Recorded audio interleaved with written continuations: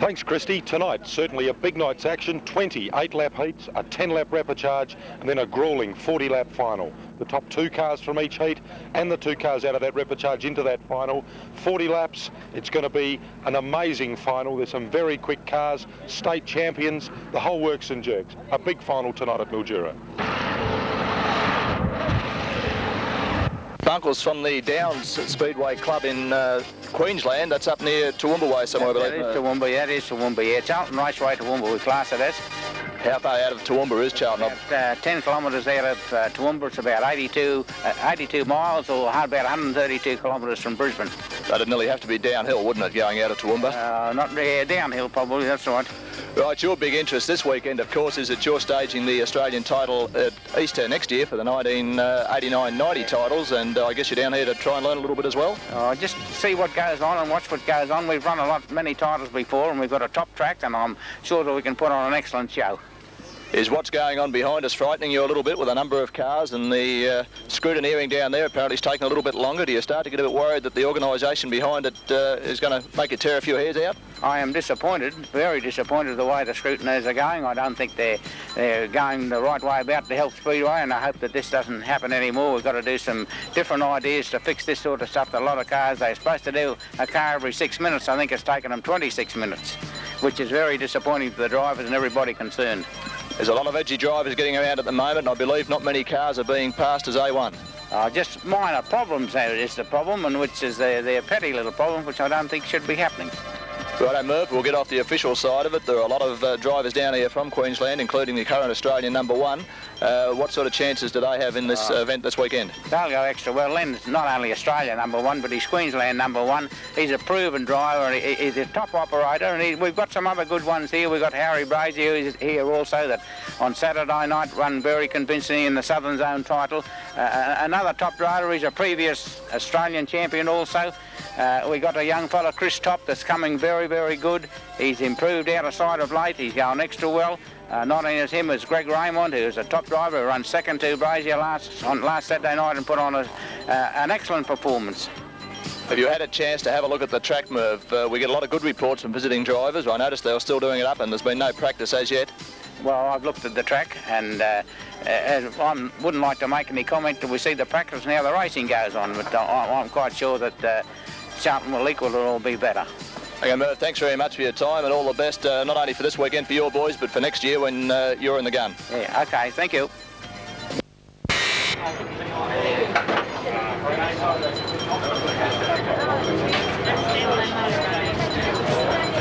Headlight plates, pops, to be removed. Something we're going to have.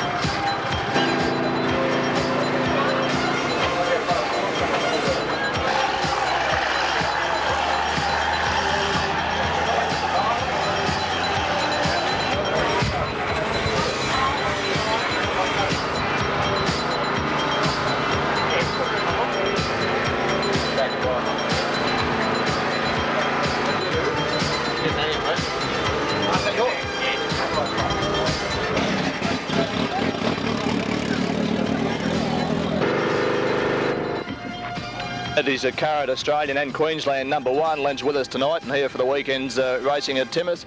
Len, you've been down here waiting on the scrutineering line. You're a little bit perturbed about that, but you're pretty anxious to get out on the track. Yes, Alan, I'm very keen to get out there and just make sure our gearing's correct and so forth, and see what sort of lap times we can do around this track. It's a pretty good thing to be holding both those titles. How long have you had the Queensland #1 for? I've held that for 3 years in a row now. Right, and what sort of experience have you had in Speedway before that? How long have you been in it? I've been racing for this is my 9th year now. You've never raced in Mildura before, obviously? No, haven't raced here.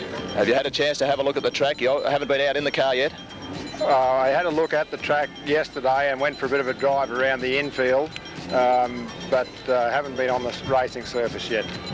Just to look at, what do you think of it? I think it could be quite good. I like the shape of it. It's got a couple of good straights for passing in, nice wide turns. So just looking at it on the surface, I think it'll be pretty good. Well, then we're pretty anxious to see you in action tomorrow night and again on Sunday, or you certainly hope to be there on Sunday. Thanks for your time and all the best for the weekend. Thanks very much, Alan. To current South Australian #1, Kim, I believe a couple of months you've held that title for? Yeah, I got it at Renmark on January the 7th and I was very pleased to win. I came second last year and really wrapped. It wasn't all plain sailing on the night? No, I had a few minor problems. I led for 18 of the 20 laps, and on the last 2 laps a few illegal passing manoeuvres, and yeah, I came out on top. But you survived all that. Kim, you raced here a couple of meetings ago. On that particular night, I hope you don't mind me saying, I didn't think you did very well. Were you having a problem with the car then? Yeah, we had a big problem actually. Only one mechanic came up with me, and the guy that usually helps me out wasn't able to help. And we just ran a bit too much stagger on the car, and now we've got it sorted out. It should fly. So the car's going pretty well now? Yeah, we'll be good. What do you think of the Mildura track? You have raced on it like a lot of these other fellas have never seen it before. Yeah, well, I like it. I mean, I used last meeting as a practice, and it's big. There's a lot of room to move, and I just love it. Yeah. You're one of the I think 5 state #1s that are here at the moment. I don't know how many you might have raced against, but what do you fancy your chances for the weekend? Well, basically, I want to finish the meeting with a straight car and finish the final for sure. I mean, a placing would be good, but just see how we go. It'd be fantastic to get into the final, wouldn't it? It'd be brilliant. I mean, 70 cars or whatever, it's just going to be hard work getting there. Okay, Kim, thanks very much for your time and all the best for the weekend. No problem, thank you.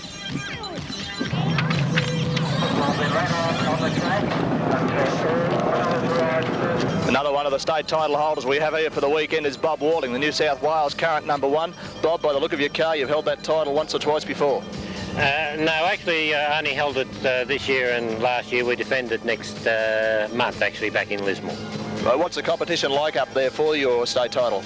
The competition is very stiff in our state. We have a very high quality of cars. Not many of them, but good cars. Bob, you were in the program as bringing 2 cars down for this meeting, but I believe you've only bought one? Only bought one. The other one, we were short of a radiator. Would be finished tomorrow. We played the race in Lismore, and I'm very disappointed. I think the people would have really seen something different. VL Commodore that is absolutely magnificent. It would keep you pretty busy for the night, getting in out of one and into the other for the next heats. No, I would have only been driving the car in one heat to qualify for myself. There would have been another driver driving the other car.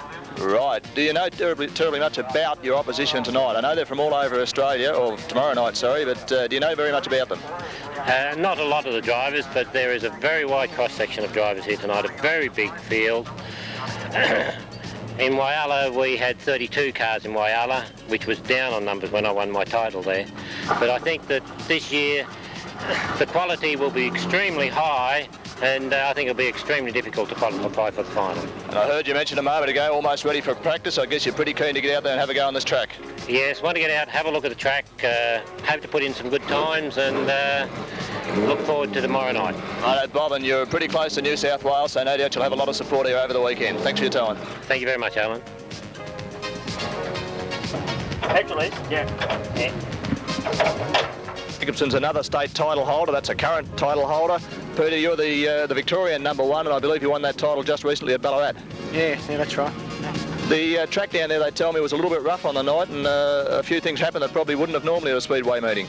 Oh, yeah, it was a little bit rough, but there wasn't any real drama. It was the cars were still getting around all right, and the ones that were a little bit tight, they were having a bit of trouble, and the ones that were running on the wrong tyres, they were having a bit of trouble, but overall it wasn't too bad.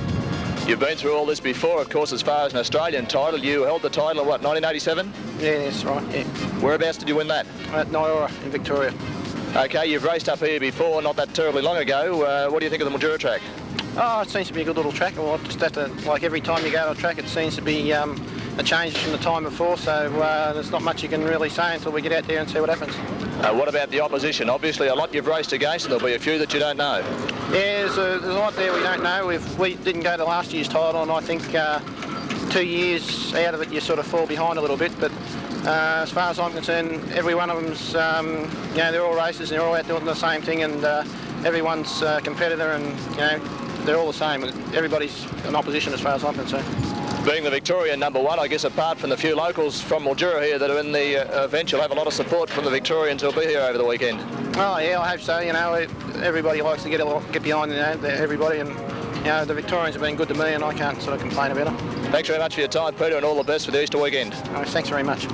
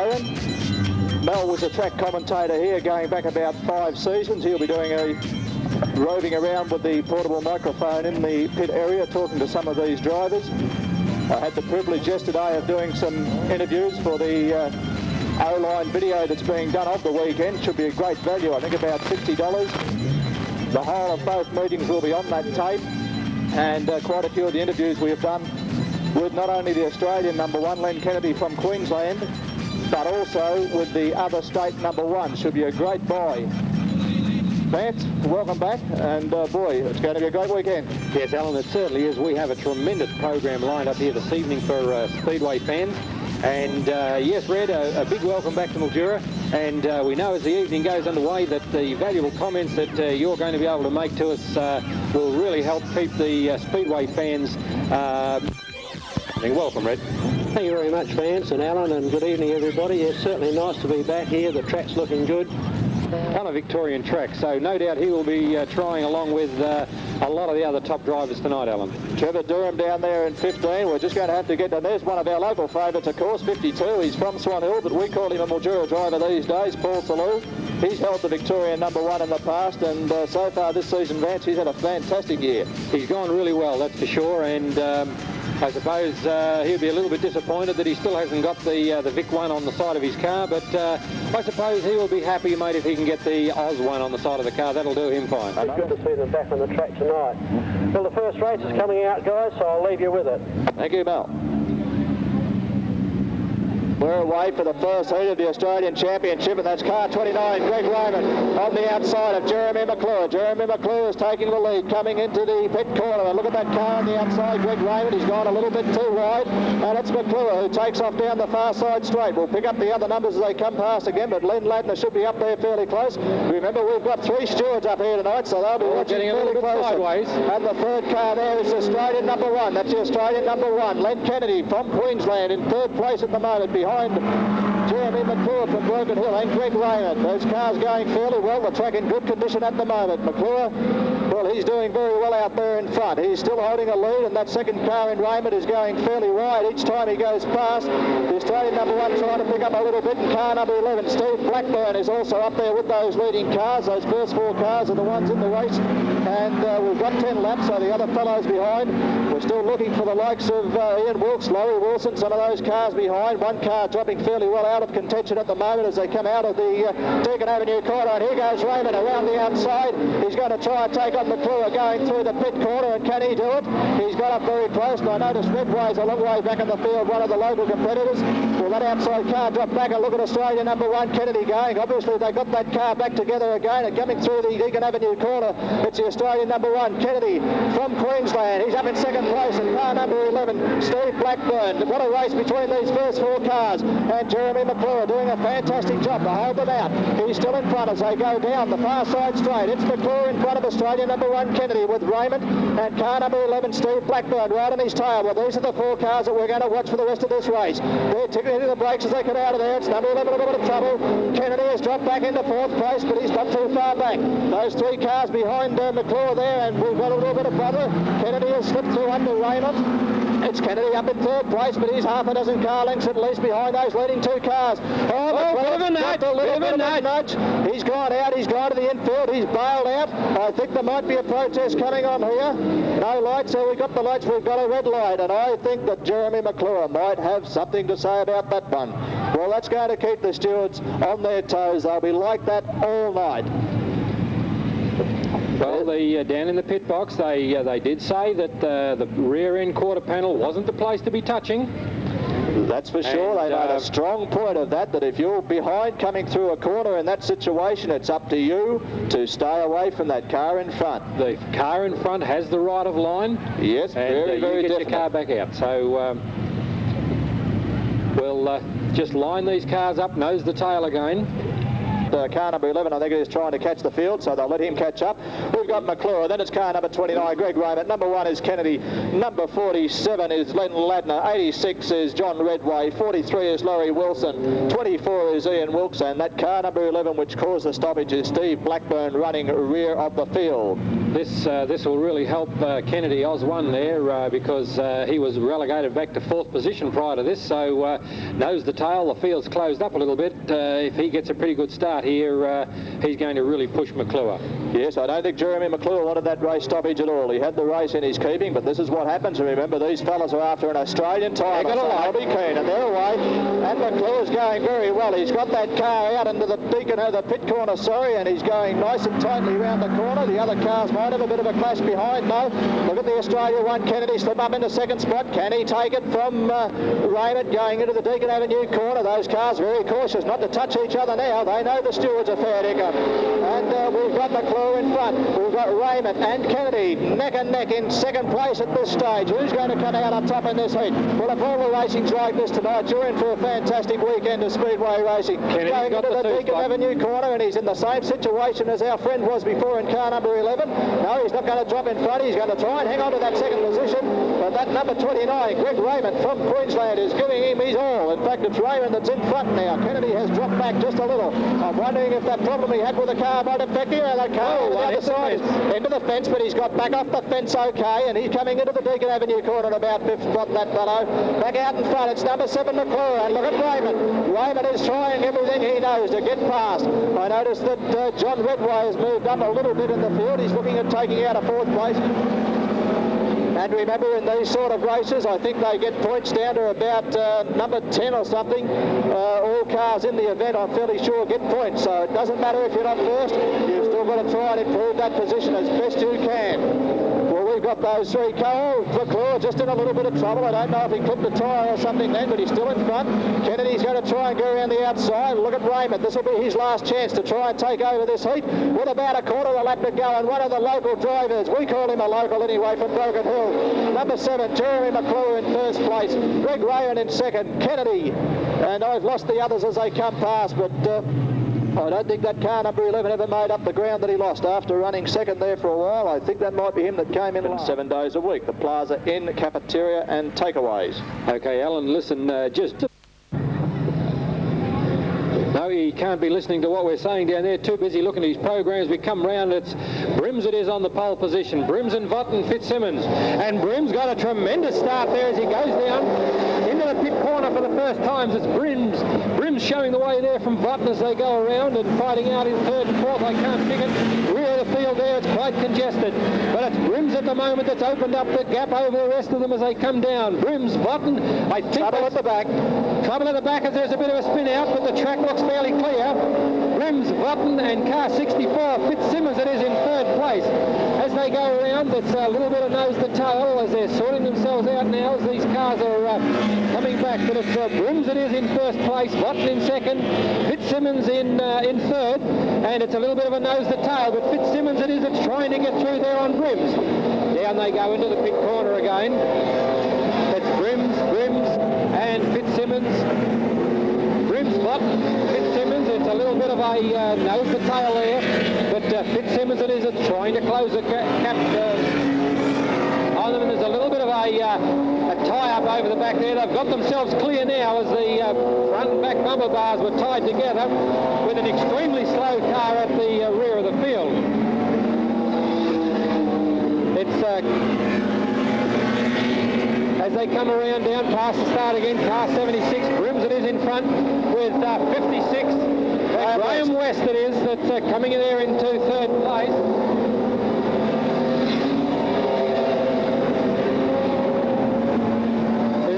West and Vaught there that's fighting out the second place. West comes in underneath him. Brims looks like he's got first shot the ribbon at the moment. Car 64 and 56. That's Fitzsimmons and West fighting it out as they come down for their second and third place. As the tail goes a little bit waggy there on Fitzsimmons, that allows West to come up on the inside of him. West and Fitzsimmons. West it is as he's got his nose in the door, but they're hanging on as they go around the corner. A little bit of a nudge. Fitzsimmons doesn't back off, not half an inch. Down into the pit corner they go. Fitzsimmons, he got a little bit tied onto him there. Down they go. Brims it is that's showing the way clear now.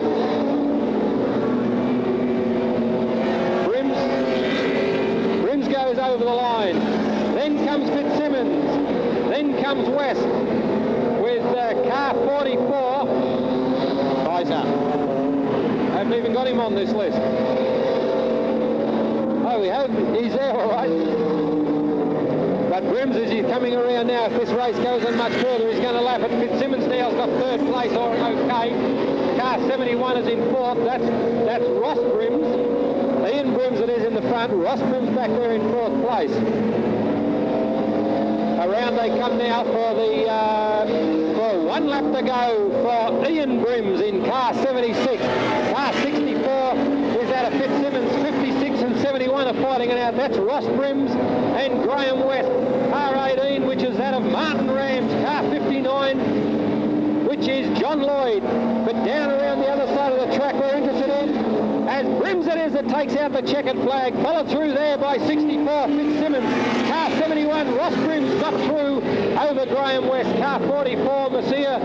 Car 18, Martin Rams. Car 69, which is that of Maxi Hunt of Mildura.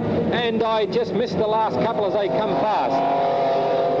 In fact, they're still coming past. Boy, they spread out that time, Vance. There was a lot of difference between the leaders and the tail enders. A brilliant drive there by Ian Brims as he led from start to finish. And, of course, then an equally impressive drive there from Ross Brims, who gradually just kept on plugging away to come up. And I think I called Ross Brims in third place, Alan. You're right. Well, I'll just give you the quick official placings for the first race. First, of course, was car number 7, Jeremy McClure.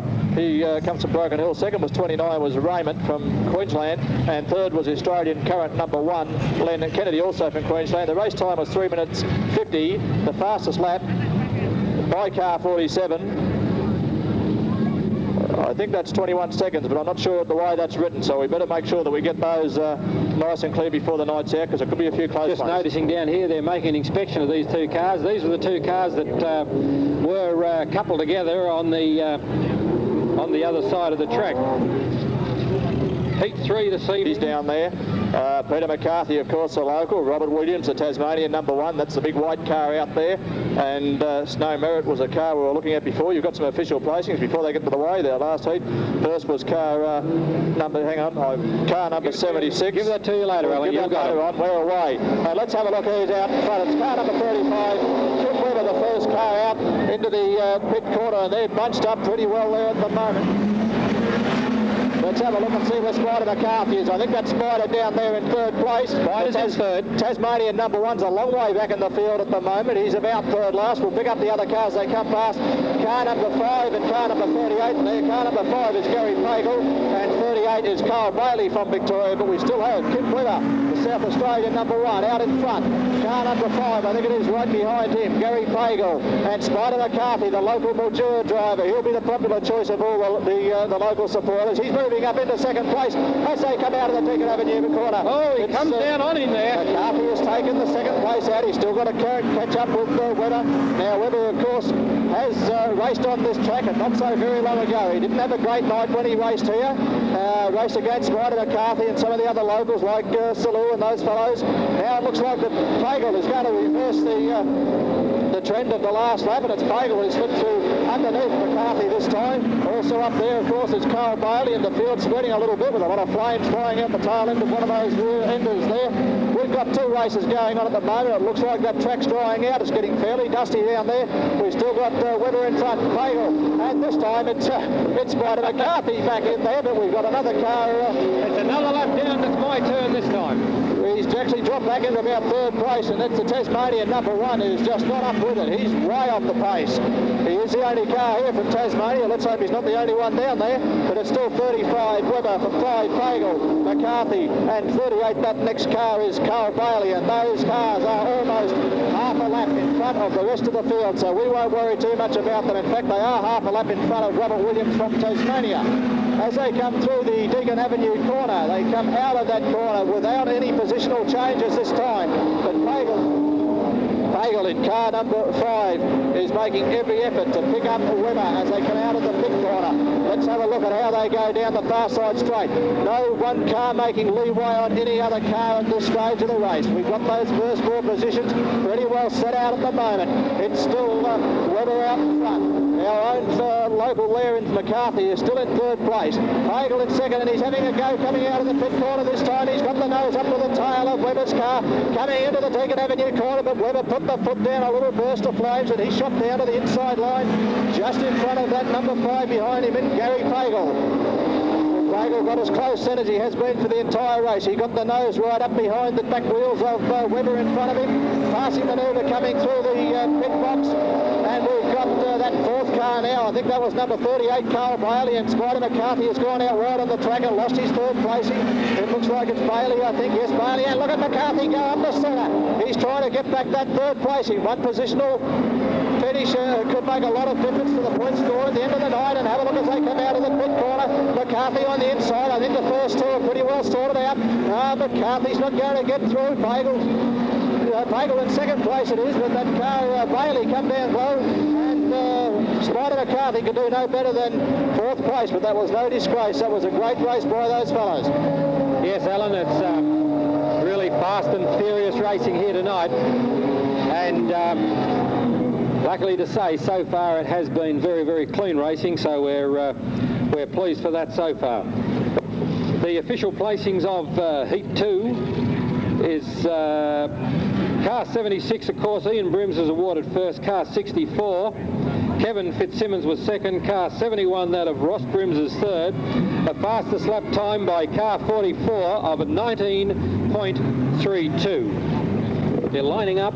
We've got, we call him our local car, Paul Salou, and this is for the best buy parts available you can buy. This race is brought to you to buy your car by Federal Mogul Car, parts from G&P Auto Reconditioners on the corner of 11th and San Mateo Avenue, and they're a sponsor, of course. Haley, the race time 3 minutes, and the fastest lap was 19.42 seconds by car number 6. Okay, we've got heat 4. We've got the Jim Mock Ford pace car coming around there now with Paul Salou, our local driver, car 52, Ian Hansen, car 45, Michael Thompson, car Tompkins, car 246 is Bob Whirling, Colin Dalton in 79, 78 is Dave Ricketts, car 19 is the local boy Darren Burgess, and Craig Bartlett, car 25, Martin Horson, car 72, and Paul Sheehan in 16. Down they go into the pit corner for the very first time, and it's Paul Salou it's showing the way. He's opening up the gap of the field there, getting himself a really good start. And as the local cars, there's 3 or 4 of them in this heat, and they're sorting themselves out. But it's Salou it is in the moment that's showing the way there from car 45 and car 19, which is Ian Hansen, and Darren Burgess done very well to get through there into 3rd spot at this stage. 4th spot, I should say. I'd say Burgess is back there, just getting mixed up with the numbers there at the moment. I'll try to pick up that 3rd car as they come around this time, Alan. But it is Paul Salou in the lead at the moment. Car 19 is... we've got Martin Horson in there. Darren Burgess is. And who's in 4th place? Martin Horson in the number 7. Martin Horson is in 4th place. It is Burgess in 2nd place, holding it now with Salou opening up a very handy lead. Position 2 is being taken out there by the car 19. That's the NZ car, which is that of Darren Burgess. He's the leader of the next brigade. And young Horson it is now up in 3rd place. 3 local cars, 1st, 2nd, 3rd. And what a dice is going on there for 4th place. Just watch it as these cars come through there for trying to sort out 4th, 5th and 6th. But it looks like being car 2, that of Michael Tompkins, that's picking up the 4th place as he's hotly pursuing there young Horson. And one car goes very wide there on the pit corner, has a close look at the fence but doesn't quite manage to touch it. Paul Salou it is, he's the lead car. The ex-Victorian number 1 as he goes down through the pit corner there. And it's Darren Burgess in 2nd. Horson putting pressure on Burgess there at the moment. There goes Bob Whirling going up past Martin Horson at the moment. Right, trying to get through on the inside, but not quite enough room there, young Alan, so he couldn't go through. But Burgess goes very wide there at the moment, and young Horson is driving the race of his life. The New South Wales 1 goes wide on the track, trying to get through on the outside. Can he do it now as he goes down the main straight? Is he going to take 2 of them at once? Right around the outside he goes, around down past Burgess. Horson comes in under Burgess. What a race here for 2nd, 3rd and 4th. They come across the line and they nudge. Down they go now, down into the pit corner. Salou it has got a convincing lead over the rest of the field, and of course the experience there of New South Wales 1 takes over. Before we go much further, that program is wrong. That car is not Darren Burgess, it's Chris Waters. The program is printed wrong, I think, there. Well, there you go. Chris Waters now. Wait on, there was a push out. I'm calling Darren Burgess, but as you say, that is Chrissy Waters. In the original sheet, we've got Chris Waters as car number 19, and somebody did come up to check that before, but it's Darren Burgess in the program, and I didn't think that looked like Darren's car. I've been trying to catch up on the numbers ever since you started. But I tell you, but that New South Wales 1 car is just climbing all over the back of these cars. Be interesting to see what sort of start. Young Horson's out of line on the inside there. Salou it is as he goes around. Horson with that New South Wales 1 car. Paul Salou wouldn't have been very happy with that race stoppage. He had quite a good lead going then. Would not be impressed because, yes, he drove an absolutely perfect race right from the start. Got a tremendous break on the field. Bob Worley, he's going wide. He's going to try to get the jump on him. Down they go. Salou, Horson. Bob Worley goes around the outside of Horson and says, yes, sirree, here I go. But Salou's gone wide. Hurley's right on his hammer now. Poor young Horson's lost 2 or 3 places, and that's put Salou under pressure there as Worley goes wide around the outside, has a pretty close look at the fence. That's Salou that's holding Worley to bay. This is racing at its best.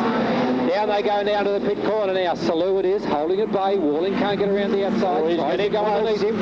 And there's another bit of a nudge contest going on down the rear of the field. But it's the leaders that we're looking at the moment. Salou holding a very tight line. 1 lap to go. Can Worthy get through on Salou? Down they go to the pit corner for the very last time. Salou goes a little bit wide, tries to hold Worthy at bay. Worthy goes around the outside. Has he got the power as he goes down the back straight? But it's Salou that's holding him at bay. Salou, Worthy out very wide. Salou's managing to hold it in. Will Worthy come back underneath him? No, Salou's going to hold it out. Salou is back. Worthy in second place. Part 2, that of Michael Tompkins in third. Tompkins. What a finish. That's one of the best we've seen. I tell you what, Alan, the voice is not going to last at this rate. No hope. Well, a fantastic drive by Bob Walling then. Once he got that chance to get up a little bit closer to Paul Salou from Swan Hill, he wasn't going to waste it. He did everything he could to catch up then, and I guess in one way Bob Walling could be considered just a little bit unlucky, but he did get the luck of the draw when he got put up there in the restart. Well, Chris is going to pulling up for a chat. Hello, Chris. Well, I guess that's one way in, Zed. They're the hose people, you know. We like to do a little bit of advertising for them. If you've got any problems with your hydraulic or the Australian Modified Production Championship, first was car 52, and that'll be a popular win to Paul Salou. Second was car number 46 with Bob Walling, the New South Wales #1 from Lismore. And second from Queensland, car number 2, Michael Tompkins. The race time was 3 minutes 42 seconds, and the fastest lap was 19.9. Applies for Sunday only. If you come into the florist shop out at the plaza and buy something, I tell you what, I'll give you a 10% discount. If you over here now at the start of the line, if I was Dixie Marshall or somebody, I'd say the track is in perfect condition. There is no wind down here. Visibility is good and racing should be good. Neil Hoffman's on the pole in roof number 62. Alongside of him, Neil Watson, Victoria 54. Les Murphy from Victoria 37. Dean Cracker from South Australia 32. In the next row, Brian Damon, also South Australian, 77. Robert Stevenson, 42. Lining up behind them, Max Carlin from Portland, roof number 12. And Tony Wilson alongside him, 61. Norm Fisher from Victoria, roof number 4. And Peter Gilligan in roof number 49. And bringing up the rear of the field is Peter Jacobson in roof number 75. Neil Hoffman on the pole must stand a chance, because if you have a look at all the races tonight, the pole position's gone fairly well. And I tend to think... Might be driving that car in this particular event. I've still got him down, but we'll check that one as it goes through. A couple of drivers nominated 2 cars. Bob Walling from New South Wales was one. The Jim Mock pace car leaves the field. And they're coming past us for a start, and the green light's on at number 62. Neil Hoffman's down there with 54 on the outside. Is Neil Watson. It's Watson that takes, doesn't take the lead. He's trying. He's slipping out wide. Oh, there's a big bunch of cars coming out of that corner before they sort themselves out, and I think that's Hoffman who's into the fence. That's a little bit of a look at that. That was Tony Wilson. I'm sure that's Tony Wilson's car, but that's Hoffman in front. Car number 54, Watson. Car number 12 is Max Carlin from Victoria. Carlin moves up to the second place as he goes past the pit corner. Yes, it's Carlin who's going on. Look at that red car go, number 12. He's taking on Neil Hoffman from Waikerie in South Australia. Going around the Deakin Avenue corner. Where did Tony Wilson end up? He had a nasty bump with the fence. He's at the tail of this bunch, but he's holding a good line as he comes through the corner. Oh, there's a little bit of a nudge, and Wilson's in the walls again, and somebody come down on top of him. And meanwhile, out in front on the far side straight, we've still got Neil Hoffman from Waikerie. That other car following close by. Oh, he's getting past now. Coming through the Deakin Avenue corner, and that was Watson, I think, the car there. And Carlin in car number 12 is still managing to hold out second place, and that looked like Tony Wilson. Max Carlin in car 12. Carlin, and Tony Wilson has moved himself up into 4th place. I told you this fella wasn't too bad. Max Carlin is heading out on the outside to try and take out that first place from the Waikerie driver in Hoffman. He's not able to do it. Red light's on. We've lost the car. Yes, we've got one down in the pit corner. Having a look at the corner. I think he wanted to go home, but he missed the gate. The gate's about 100 metres further on. This will really help Tony Wilson will be pretty happy about this. He had that bit of a misfortune in the fence before. That's Len Craker. That's one of the ex-McClure cars. I'm not sure Jeremy or Lockie's, but that car Len Craker's driving did belong to one of the McClure boys. Yeah, Wilson had that bit of a problem with the fence. He was pegging the cars back. He'll be pretty pleased with being put up right behind them on this restart. So this will really put the Waikerie car under pressure. It certainly will. He's doing a good job. I've never thought of Neil Hoffman as being one of the top runners in the event, but I think Mel did mention him earlier when he had to talk about the cars that he thought might do well. It does, Fred. So back, Alan, they're back around now in starter's hands. I don't know that they'll let him go this time around. Oh, you're a bit keen, Hoppy. Bit keen. I didn't think they'd let them go then. I'd like to see the cars bunch up a little bit more. It is an Australian title, so you want everybody to have a fair go, and I guess it's up to those tail enders to get themselves into position in a hurry. But running in those final 22 or 24 cars tomorrow night. Well, they're bunched up a lot better, much slower coming around this time. And let's have a look at Hoffman's away. And that car number 12, Carlin's gone out wide. Tony Wilson's moved out. Also, number 4, Norm Fisher. The cars are bunched up pretty well. Tony Wilson's the one I'm watching. He's going to have a bit of luck here. As they sandwich, I think it was Watson in the middle. Carlin on the outside going well. Norm Fisher in 3rd place. Tony Wilson in 4th place, but might pick up a position. Neil Hoffman still in front with a bit of pressure on by Carlin behind him. Look at 51. Tony Wilson go. He's doing fairly well up in 3rd place, but those first 2 cars are giving him a lot of carry. He's having trouble, but he's also got pressure from Norm Fisher. Norm Fisher's got pressure from the fence, so that put him off the pace just a little, but he's back up there.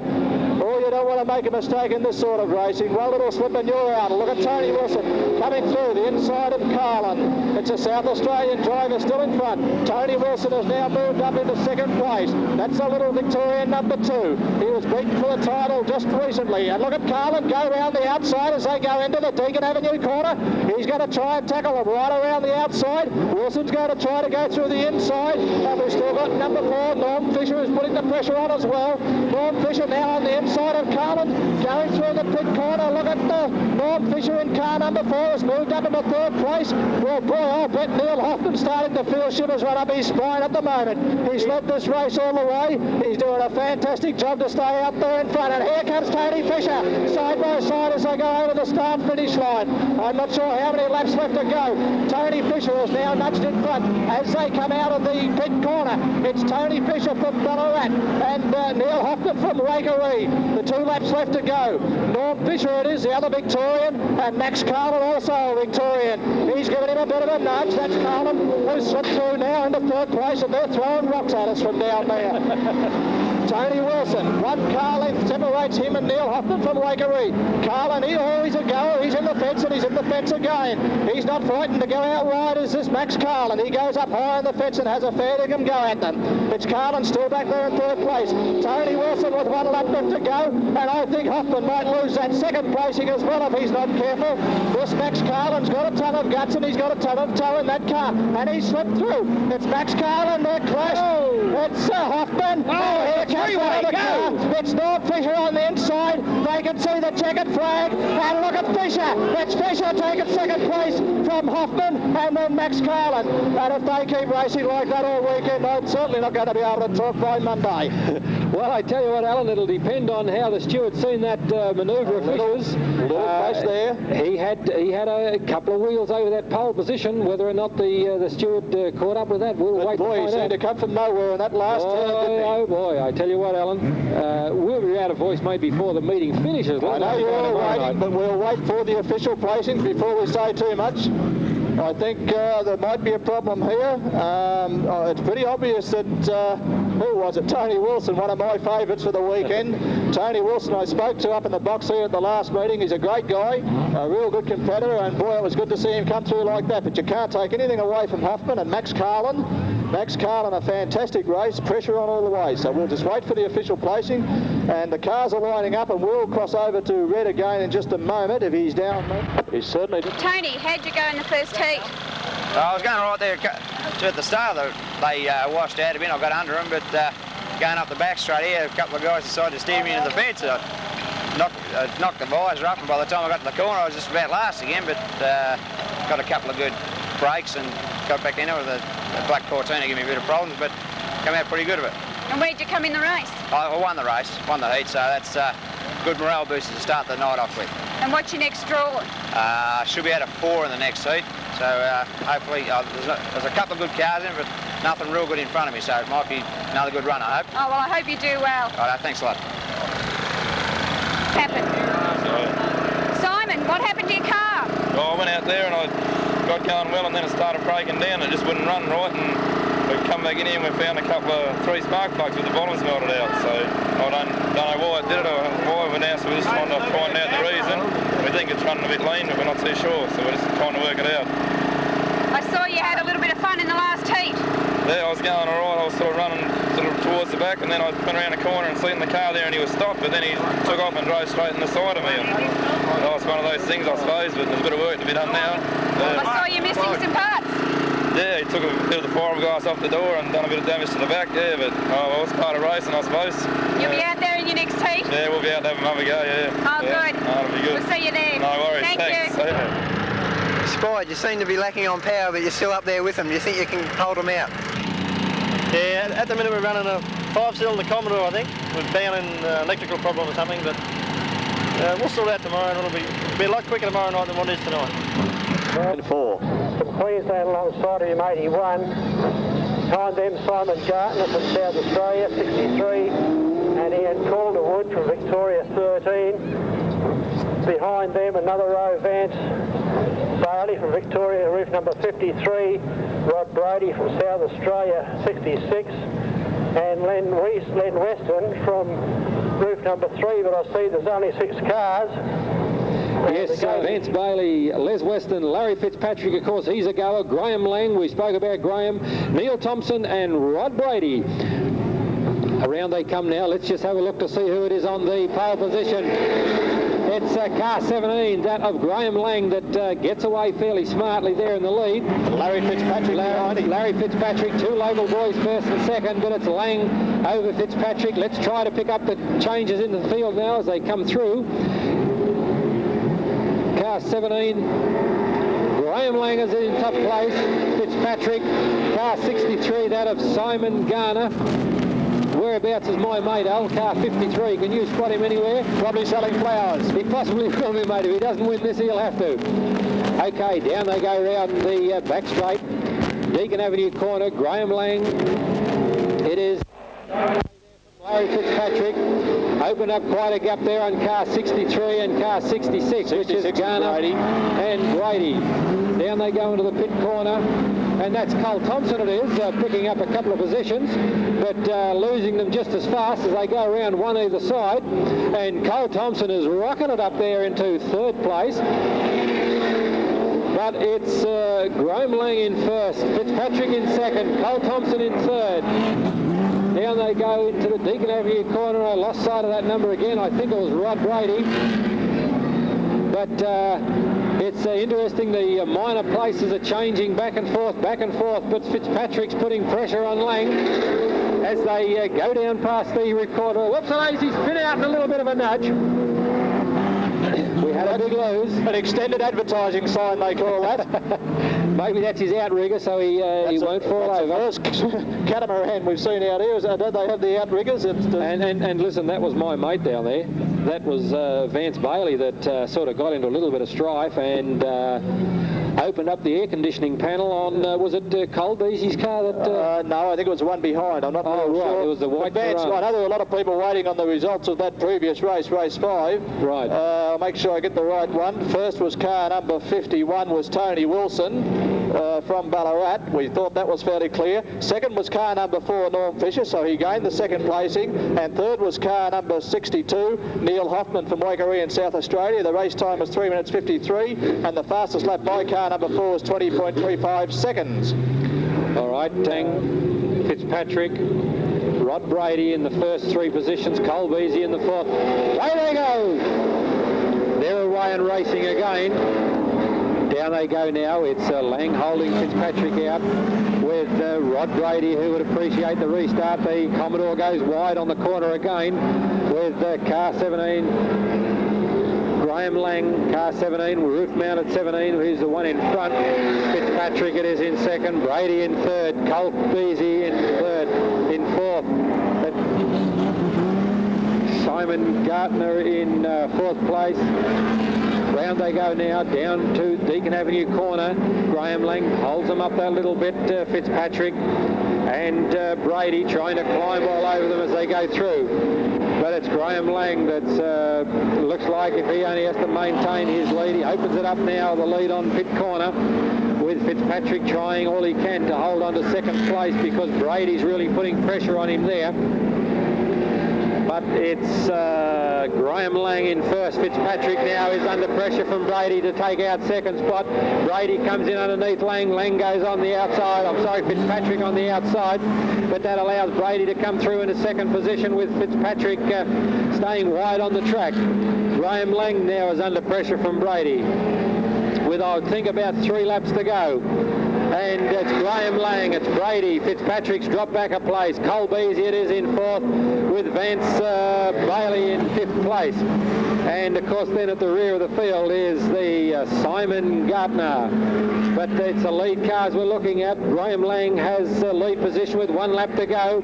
Brady it is in second place. Fitzpatrick in third.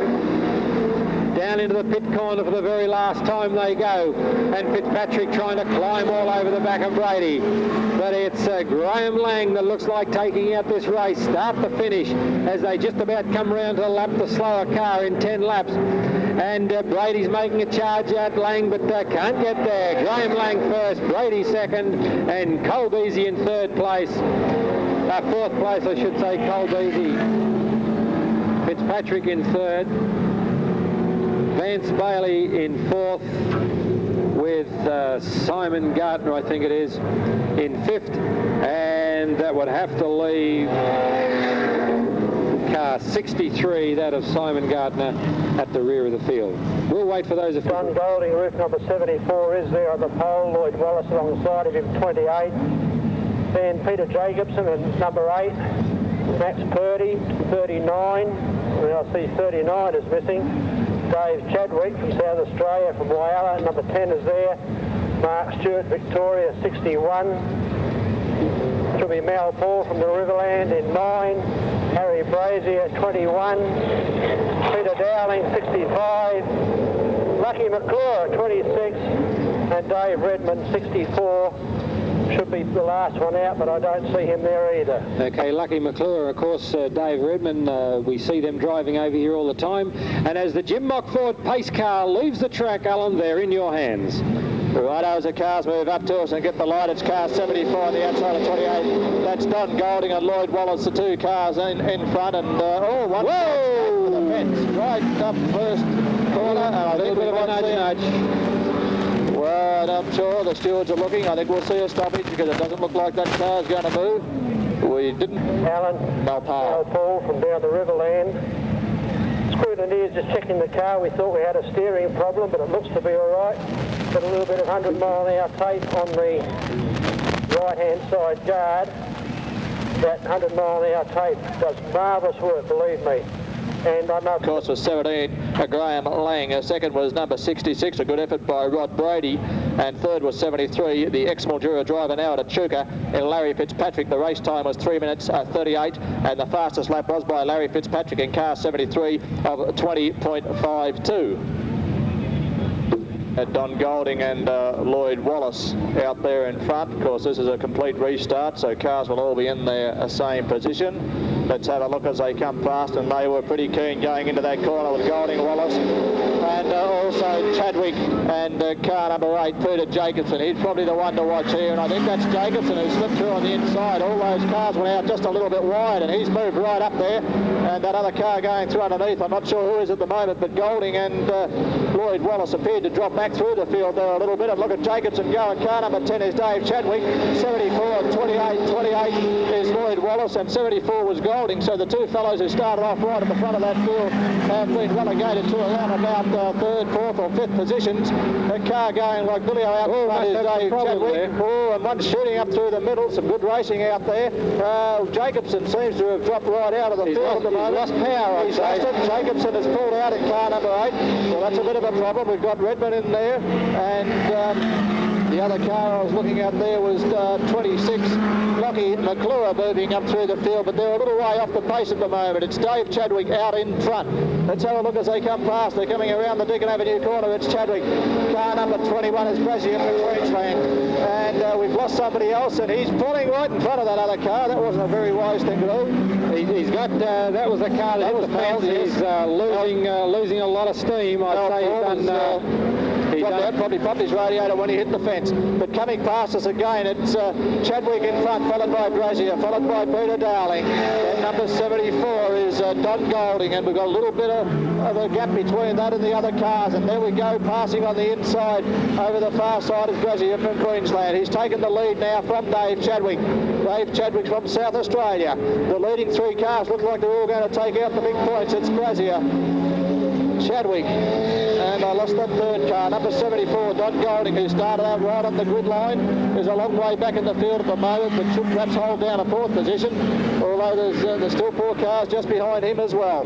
We lost Jacobson. Oh, there he is, gone out again. He had another go, but the car won't run the Victoria number 1. The third car there was Peter Dowling, of course, in car number 65. The racing not quite as close this time as it has been in previous heats. We've got a very clear 1, 2 and 3 out there at the moment with David Chadwick out in front. Peter Dowling is back in third place. Trying to pick up that second car again was number 10 is in second place, Chadwick, and it's Brazier in first place from Queensland in the bright yellow car. Very, very clearly out in front now, a big gap, and he shouldn't have any trouble in holding this heat. I'll check the particulars later on, but I'm sure this fellow has run the Australian title 1 or 2 times before. Number 21 from Queensland. That's Brazier. And we've got the red light back because there's somebody right into the fence at the other end of the track. One of the tail enders, obviously, because it was nowhere near the first 3 cars. Yeah, I didn't even see him go in, Alan. Didn't see what was going on there. Tom Klein's probably got that one on video. He's up there on the tower. If you want to buy one of those O-line videos, Tom is pretty active up there with the camera. Mick Stewart, one of the local drivers, and Lockie McClure, not right up at the pace this time. Car number 84 is Dave Redmond. He's a little way back as well. 28 you are behind if you don't win. Right, the car's lining up again. That's Harry Brazier from Queensland out in front from Chadwick.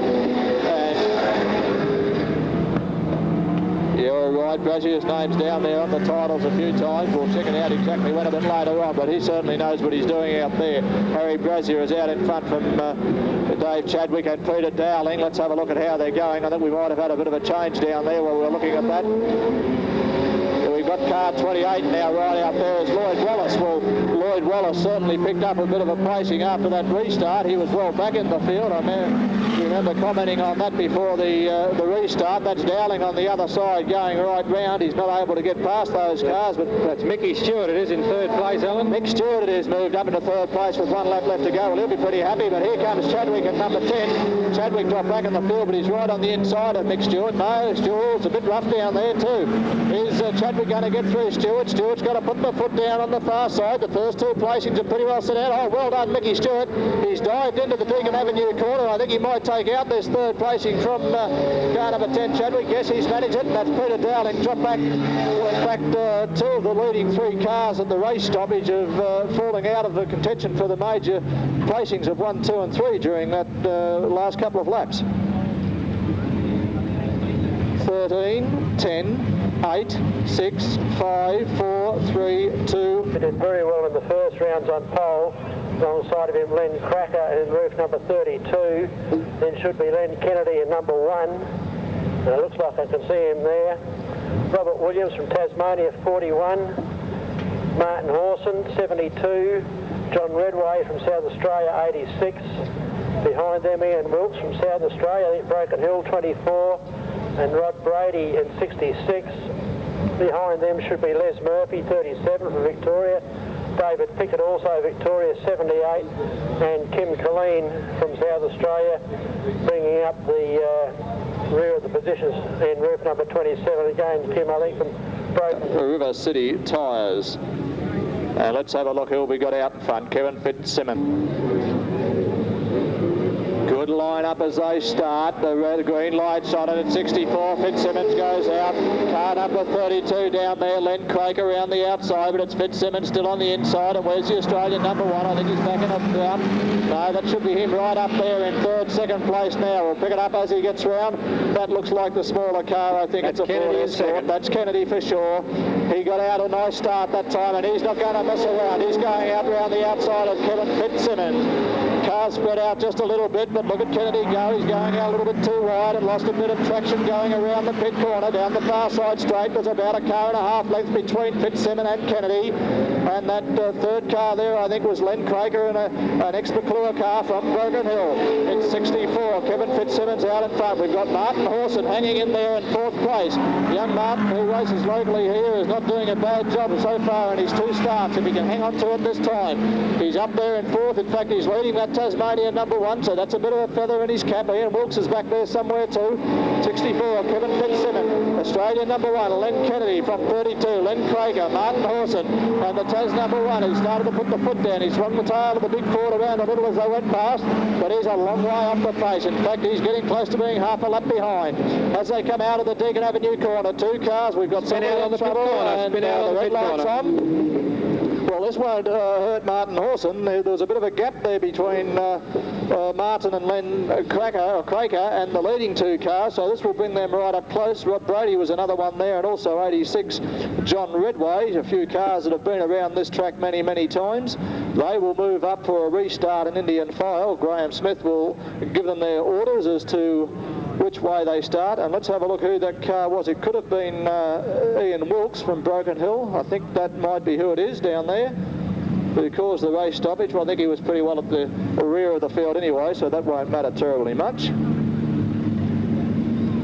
One heat each tomorrow night, so it's no good getting the car going tomorrow night unless they've picked up a few points to get them into that final. And they're away, and it's Fitzsimmon, and Fitzsimmon got a good start. In fact, he left Kennedy for dead that time. Kennedy has now moved up to close the gap to about 1.5 to 2 car lengths. And where's Horson? Was the one we're interested in. Wilkes still holding it. Wilkes almost took the fence out again in nearly the same place. Let's have a look at Martin Horson. He's hanging in there in fourth place, but look at these 2 leaders. Fitzsimmon, Kennedy going around the outside. Crager in number 32, he got a good jump up there, and he's not terribly far off the pace in third place. And that's Kennedy right on the tail of Fitzsimmon as they come out of the pit corner, going down the far side straight. It's still Fitzsimmon. Kennedy 1 car length between them. A little bit of a gap then to Crager from Broken Hill, and Martin Horson, the Mildura driver. As they come past us again, positions haven't changed, except Rod Brady going up on the inside of Martin Horson. That's Rod Brady from Broken Hill, and he's got the nose inside Martin Horson as they go around. He's picked Martin Horson up, and as we said, Martin hasn't had much luck in the restarts. Well, he was doing very well. I don't think that was entirely his fault, but he's left the track and will come back on at the rear of the field. Going back to the leading cars, we've got car number 64, Kevin Fitzsimmon from South Australia. He's out in front, and he's got that Australian number 1. He just cannot make up the ground. In fact, he drops back a little every time they come out off the pit corner. He's a long way behind at the moment, but not that far that he might not still have a chance. Martin Horson just going past.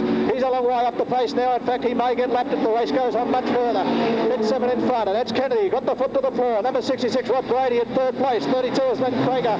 Then we've got John Redway a little further back with about 3 laps left to go. And I think that leading car, if anything, Martin Horson obviously has left the track again, but he's back on. The leading car, as I was saying, if anything, is probably opening that gap up from Len Kennedy, the Australian number 1. Now Martin Horson is getting in the way. Is he going to move out and let these cars past? I'm not sure what the ruling is there. Yes, Martin did move out on that corner. Moved out and let the first car. He's got to keep an eye on where this other car is, because he can't hold up that Australian number 1.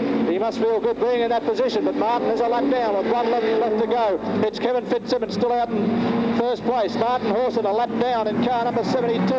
Len Kennedy, the Australian in Queensland number 1, is in second place, and we go back a long way to, I think it was Brady back there in third place, but he's a long way off the pace. Then Len Crager from Broken Hill, John Medway from South Australia, and the Tasmanian number 1, Robert Williams. Well, there goes the winning car, and the second car, and the last car, and Brady in third place. Fourth place is Crager, Redway. Number 41 is Robert Williams from Tasmania. Bringing up the rear of the field now is 74, Ian Wilkes, who had a little bit of a problem with the fence just past the pit gate a couple of times during that heat. Yes, Alan. Hasn't got full movement in the thumb of the hand. The other thing about Kevin Fitzsimmons, in around about 5 weeks' time, Kevin leaves for America and will be pit crewing for the NASCAR series right across North America. What a great experience for the lad, and if he doesn't get his bum in a seat over there, I'll be awfully surprised, because I know he's taking his driving suit and his helmet with him, but just a mechanic for that NASCAR series would be a great experience and a learning experience as well.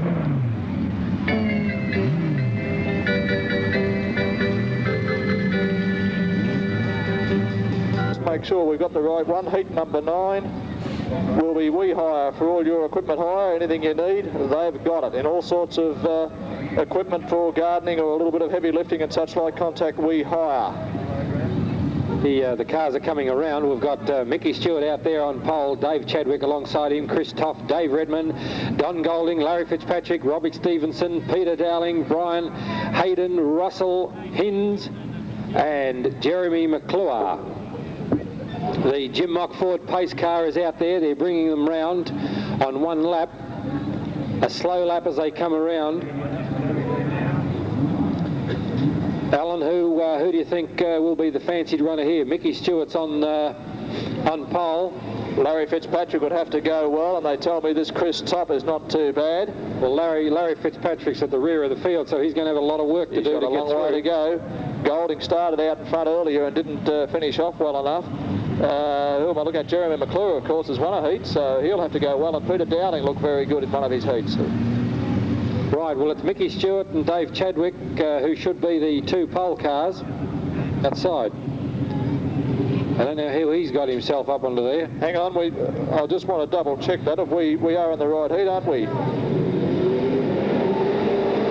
Car 61, Mick Stewart is a car up there, and Dave Chadwick. I don't know how they get Robert Stevenson so far up. According to us, he shouldn't be there. But that's that car 11 who, whoa, bit of a shut off there onto the infield.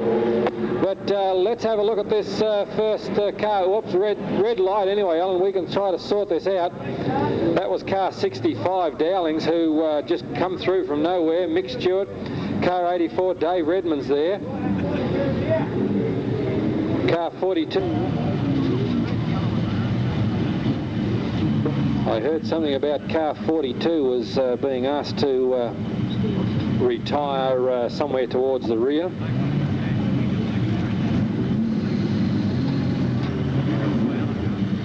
Yes, now I'm thinking back a couple of races when that Dave Chadwick raced, and a couple of those others, of course, second time round. Some of these are coming out fairly quickly, so we're right on it. Some of the later vehicles are the ones that raced just recently prior to interval. Well, Golding was one and Chadwick was another one. That's right. Raced. Front left-hand tyre, and to add to his troubles, the car won't start, so they'll have to tow him infield as he is. Robert Stevenson, right, Victoria. Thanks, Red. That's Robert Stevenson, the Victorian car, car 42.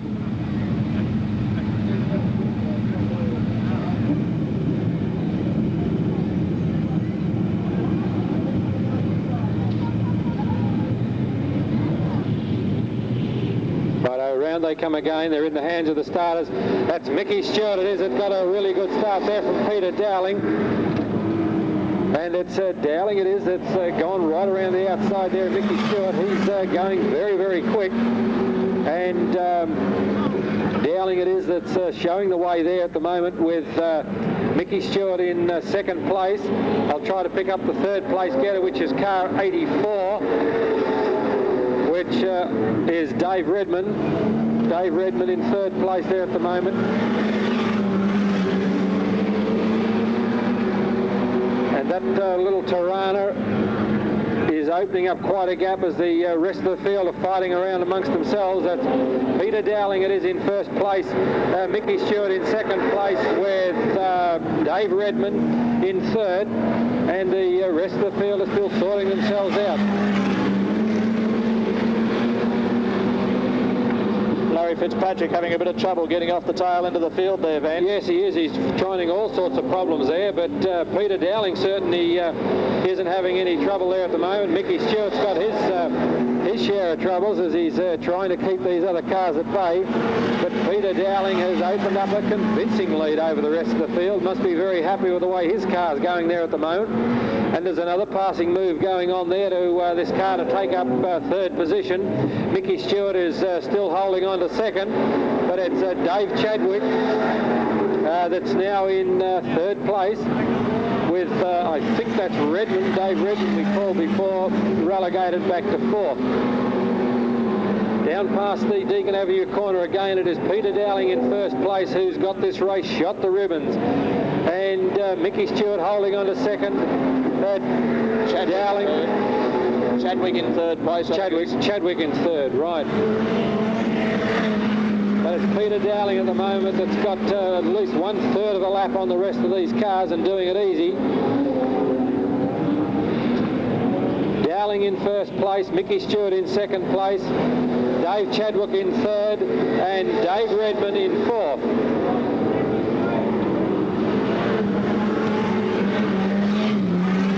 Mickey Stewart's trying his best there at the moment, and there's a passing move going on there at the rear of the field. Car going up, car going down, and of course that's Fitzpatrick still trying to get through there. Looks like he'll pick up a couple of positions there, and that's going to be worth a lot of points to him. And Fitzpatrick does get through there on a couple, which takes him up there in the fifth spot.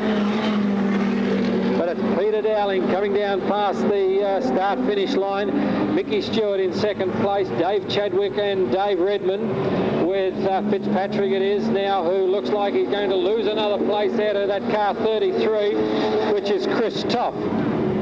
And did Chris Toff? No, Toff did not get through on him there. I was looking at the other race. And Peter Dowling now coming up, getting ready to lap one of these slower cars.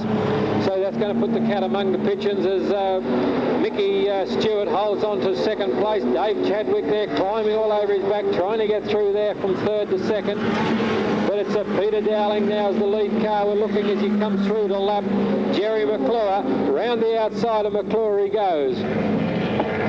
And Mickey Stewart there is having all sorts of trouble there at the moment as Chadwick comes up on the inside of him. But he's not up high enough, and Mick still goes through. But there we go. That's the way they're going to finish. We'll wait for the official placings. Well, before the night started, Vance, I wouldn't have put Mick Stewart down as being one of the hot contenders for the meeting, but he's not doing too bad a job. Well, he's got the points on the board at the moment, Alan. Can you recall how Mick went through in his first race? Not how he finished, no, but I remember being a little bit surprised that he was doing fairly well in the race. Well, Carl Barley, 38 alongside of him. 57, who's Cole Beasley, then 53 is there is Vance Bailey. 34 alongside of him is Noel McGrath. Then roof number 2 is Michael Tompkins from Queensland. 26 is there. When I find him, Lackey McClure from Broken Hill, I think he is, isn't he? That's right. And 76 is there, Ian Brims from New South Wales. So only 7. The race time was 3:29. The fastest lap by car number 33 was 20.87, and the pace car is taken off. And we are away with number 38, Bailey. And that's Cole Beasley on the outside of Bailey. There is a car on the inside trying to take over Cole Beasley's spot, and he has pushed right through. I'm not sure just who that was. It could have been Vance Bailey, I think. So we've got Carl Bailey in front and Vance Bailey in second place, if my predictions are right. Cole Beasley dropped back in the field just a little bit. Let's have a look as they come past now. It's Bailey, and Bailey 34 is also in there. Car number 34 is Noel McGrath from Victoria. And where did Cole Beasley disappear to? He's back there on about fourth place.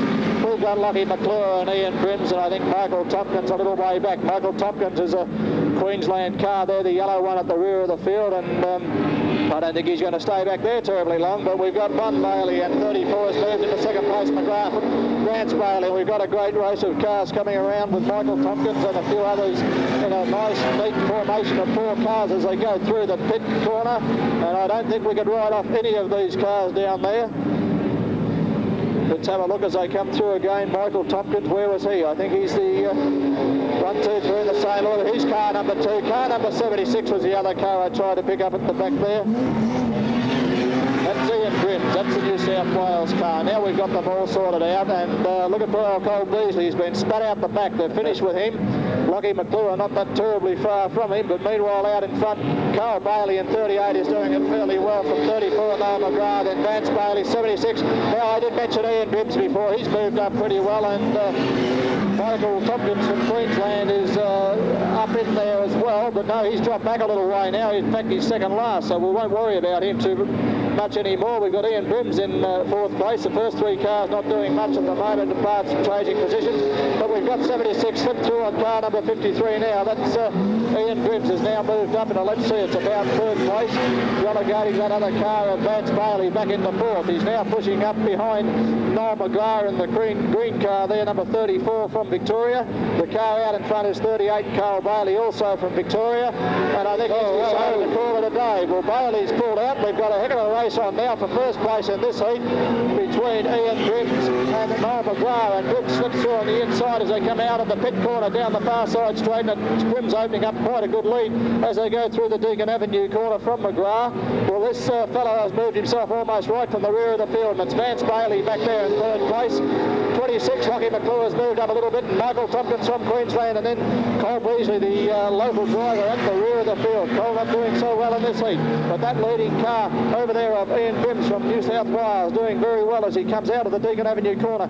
He's got quite a big lead now over the second car, Noel McGrath, and then it's Vance Bailey throwing the tail out a little bit, and a little further behind we've got Lockie McClure from Broken Hill, and Michael Tompkins from Queensland, and Colin Beasley from Mildura.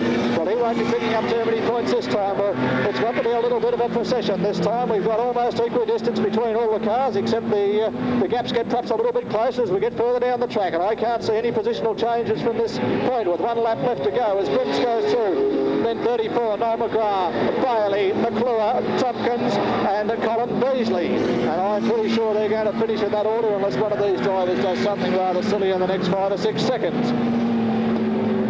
Well, there's another good win. Some of these visiting cars on their second drive. That was Ian Brims, are starting to get the feel of this track, and boy, does it look good. Nice and smooth as they come round there. Noel McGrath in second place. Vance Bailey. We lost Carl Bailey, who was leading the race. A little bit disappointing for him, but he didn't appear to have any outside visible problems. He just pulled off the track there and lost that first placing. Yes, Alan. Red, have you got any information on Bailey's car? Has he had a hemorrhage or something with his car?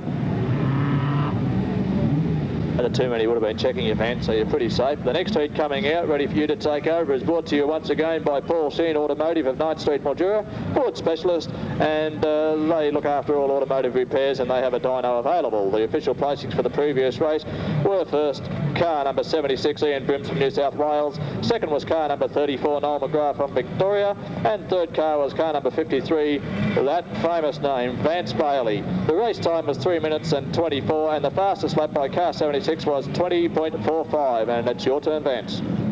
The Australian Championship we're watching, they're going around. The pace car has left.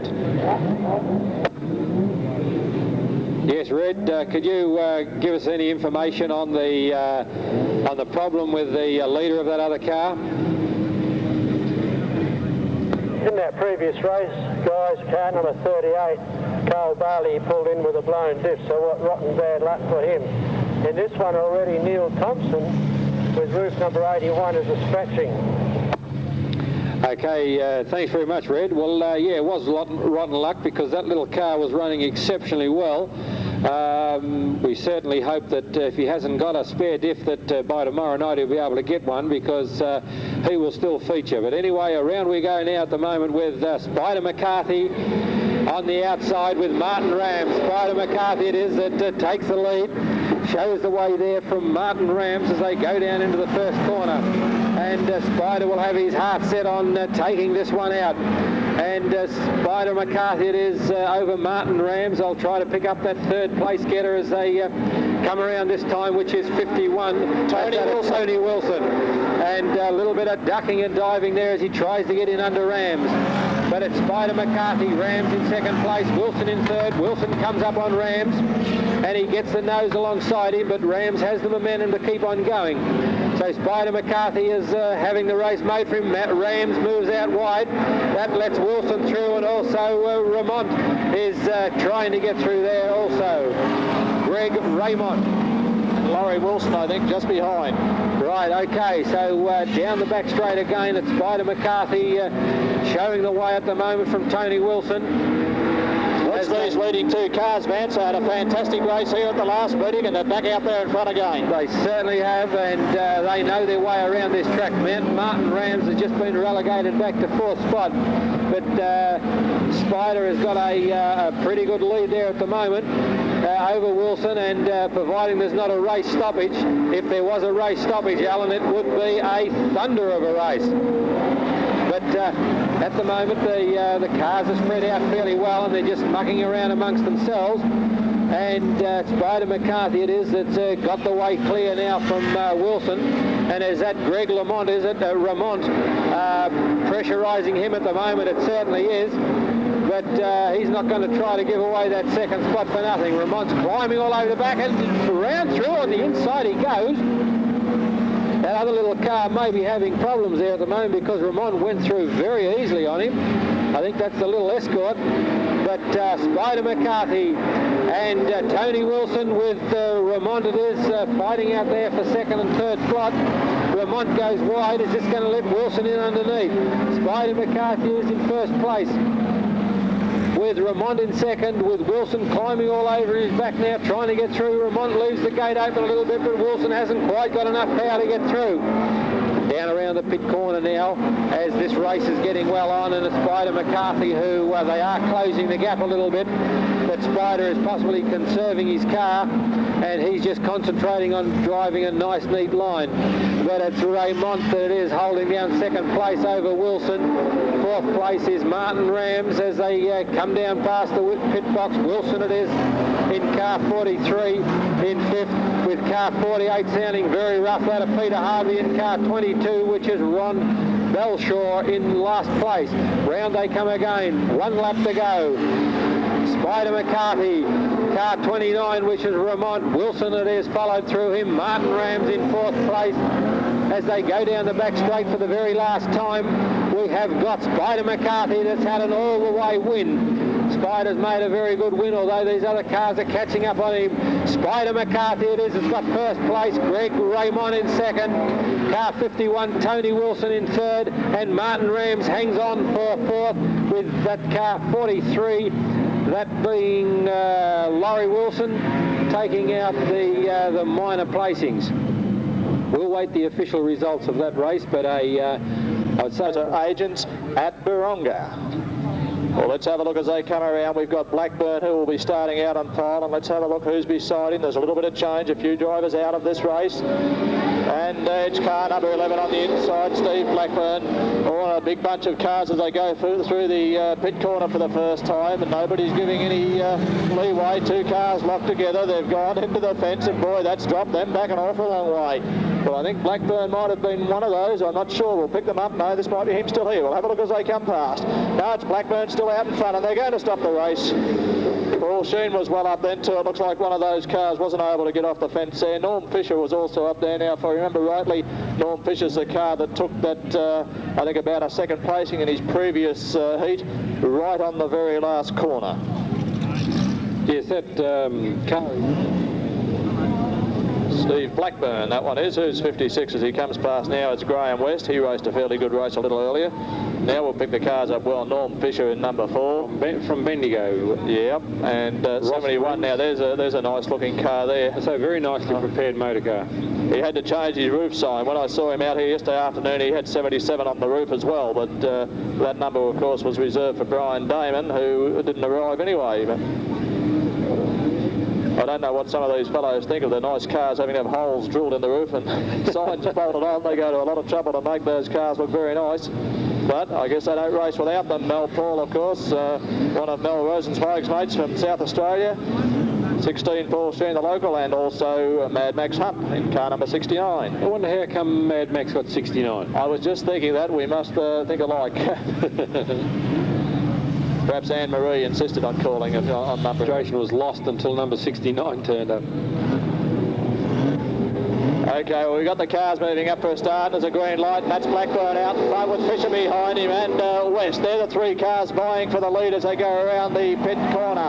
And we're not really throwing anybody out the back this time. And look at West going down the outside of Blackburn. into the Deacon Avenue corner. It's West on the outside. Fisher just behind it. Watch Fisher as he goes underneath. No, he's not going to. Boy, he did in that earlier race, and it's Brims in 71, not far behind. And the cars that race here locally, regularly, are all way out the back.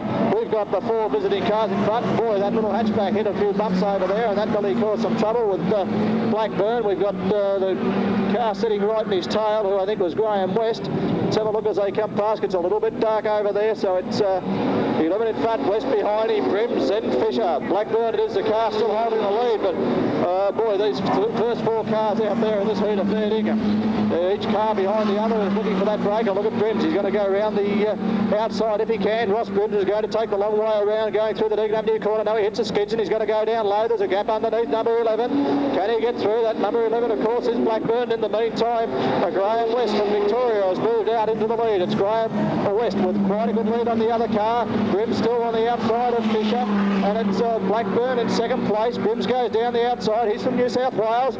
I think he's taken over second place in this time as he comes out of Deacon Avenue corner. When they go past us, it will be Brims in second place from Blackburn and Fisher. Then we've got Max Hunt, Paul Sheen, and Mel Pearl bringing up the rear of the field. The cars are split out a little bit now. We've got a bit of very close racing going on there for third and a fourth position. And remember, every little position you can pick up in these heats makes all the difference for the final. A couple of cars there could be vying for it. That's Fisher behind Blackburn. And we've got a race between the 2 locals at the back with Max Hunt and Paul Sheen. But meanwhile, going down the other side of the straight, we've got Graham West. He's still leading into the Deacon Avenue corner. Brims has got to make up a couple of car lengths if he wants to have a fair dinkum go at him before the race finishes. And he's getting closer and closer as they come out of the corner. These cars holding a very tight line in Blackburn and Fisher, and we've got a passing manoeuvre going on. Can Paul Sheen get through? No, Max Hunt puts a foot down. On the other side, we might have a new leader within a very short space of time. We've got Brims getting up level with that leading car of West, and he's up there now. Is he going to get through? No. 56. Graham West has a little bit more power than Brims going down the straight. So going through the pit corner, it is still Graham West out in front. Graham West from Victoria and Ross Brims from New South Wales in second place. They've now left the Queenslander a fair way behind and Fisher behind him.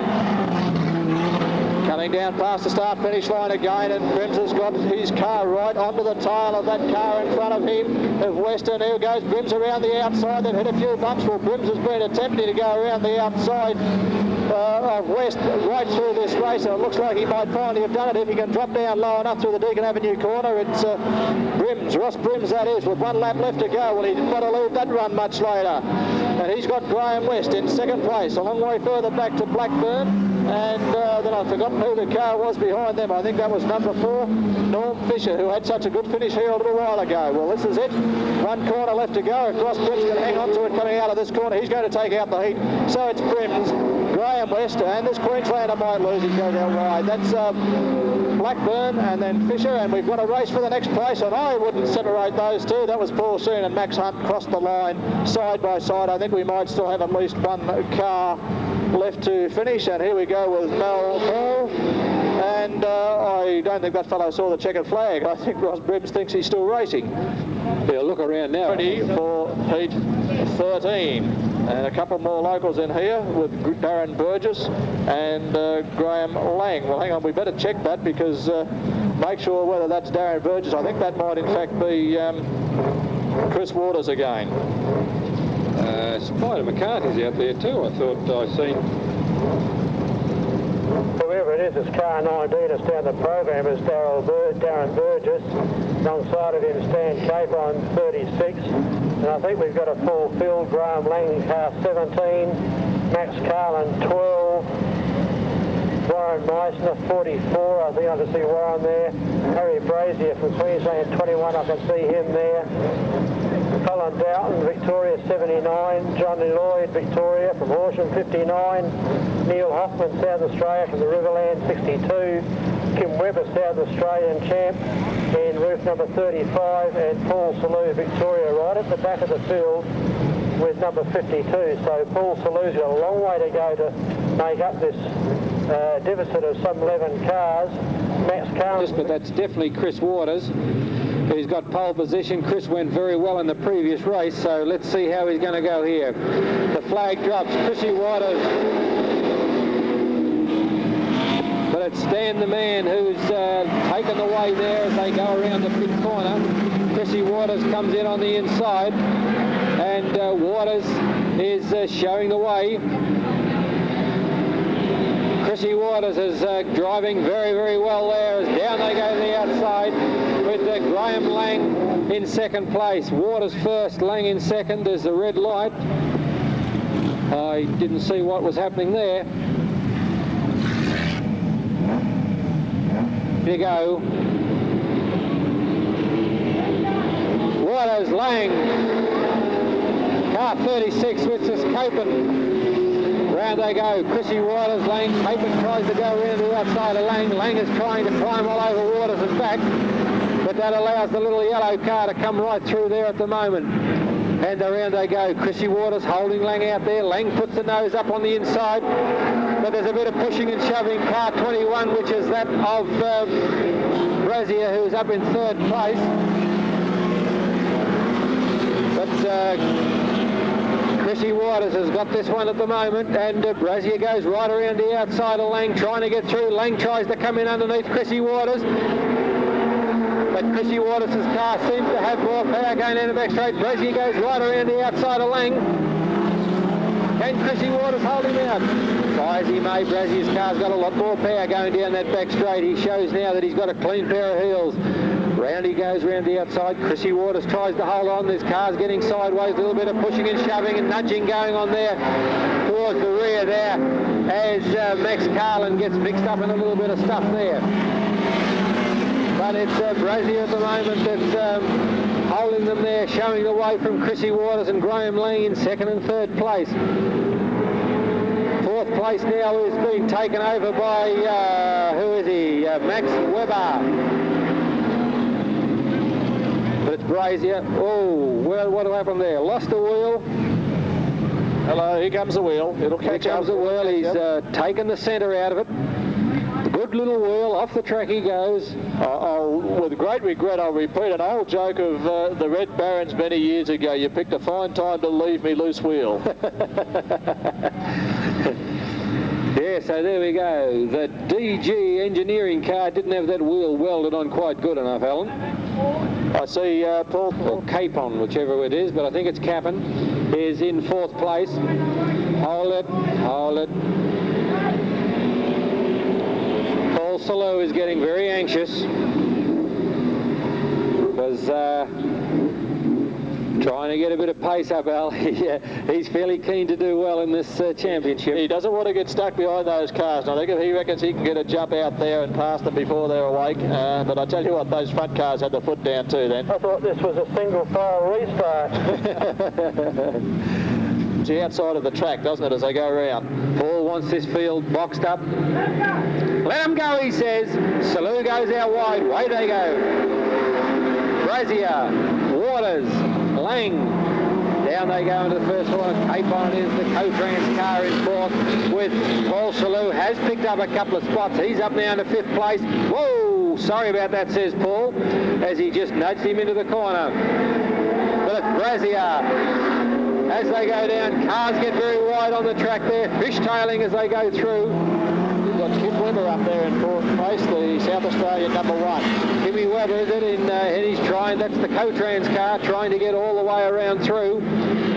Salou right on his hammer. Brazier it is in first place, Waters, Lang.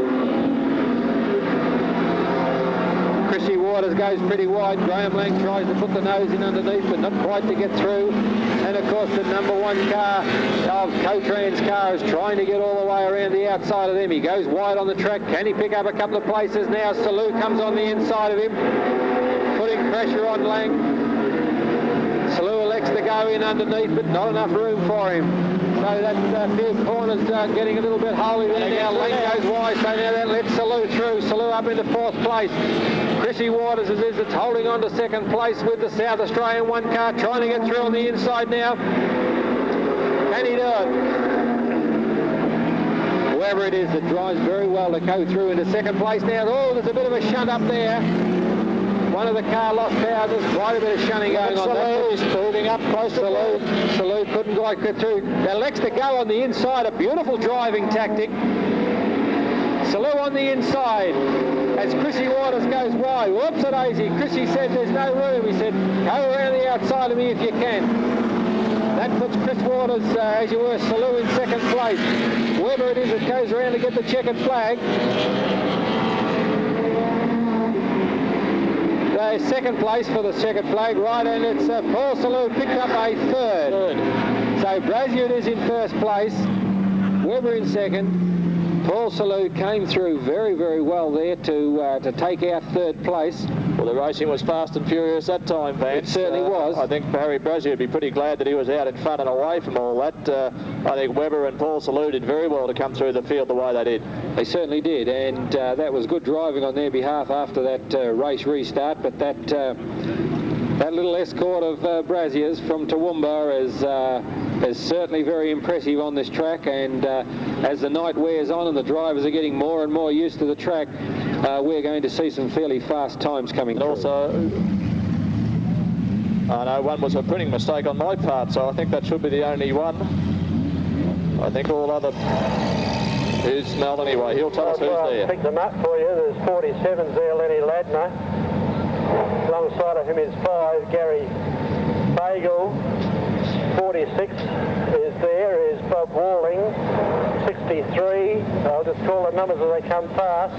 63, 15, 8 and 58, and Snowy getting a late start, car 55, and going through rear field is car 28. Nice to see Peter Jacobson back out there. Hopefully he sorted out the problem with his car. We've got the orange light on, the pace car's off the track, and I don't think we're going to get a start because that tail end is a little far behind. Car number 5 out there is Gary Pagel. I'm not sure, it was Len Ladner, I think, beside him. Foot had a great finish, tackled everything. I think this bloke could drive through brick walls if they got in their way. I think he's a New South Wales number 1 and will be a real threat if he gets enough points to get himself into the final. Remember, tomorrow night it's a 40-lap final, and that's going to be a lap scorer's nightmare. We should get away this time. Looking like a good formation, and it's Ledner in the inside with Gary Pagel on the outside. Car number 46 is Bob Walling there in third place. Going around the outside of him is, I'm not sure at this stage, but we've got one car crossed up. That wasn't Ladner. Coming into the Deakin Avenue corner, we'll catch up with who the leading cars are as they come past. Track a little bit slippery this time. Number 5 is Pagel, then we've got Warlick, Sladner, and 63 down there is Simon Gardner. Well, they're the first 4 cars. They're the ones we need to worry about. Cars fairly well spread out. The track just a little bit slippery. Gary Pagel, Bob Warling, Ladner. That's Pagel out in front, then Warling, Ladner. Then number 63 and 56 right beside him. 63 is Simon Gardner. Couple of cars getting very tight coming out of the pit corner. 3 cars going side by side. They're vying for about the 4th position at this stage.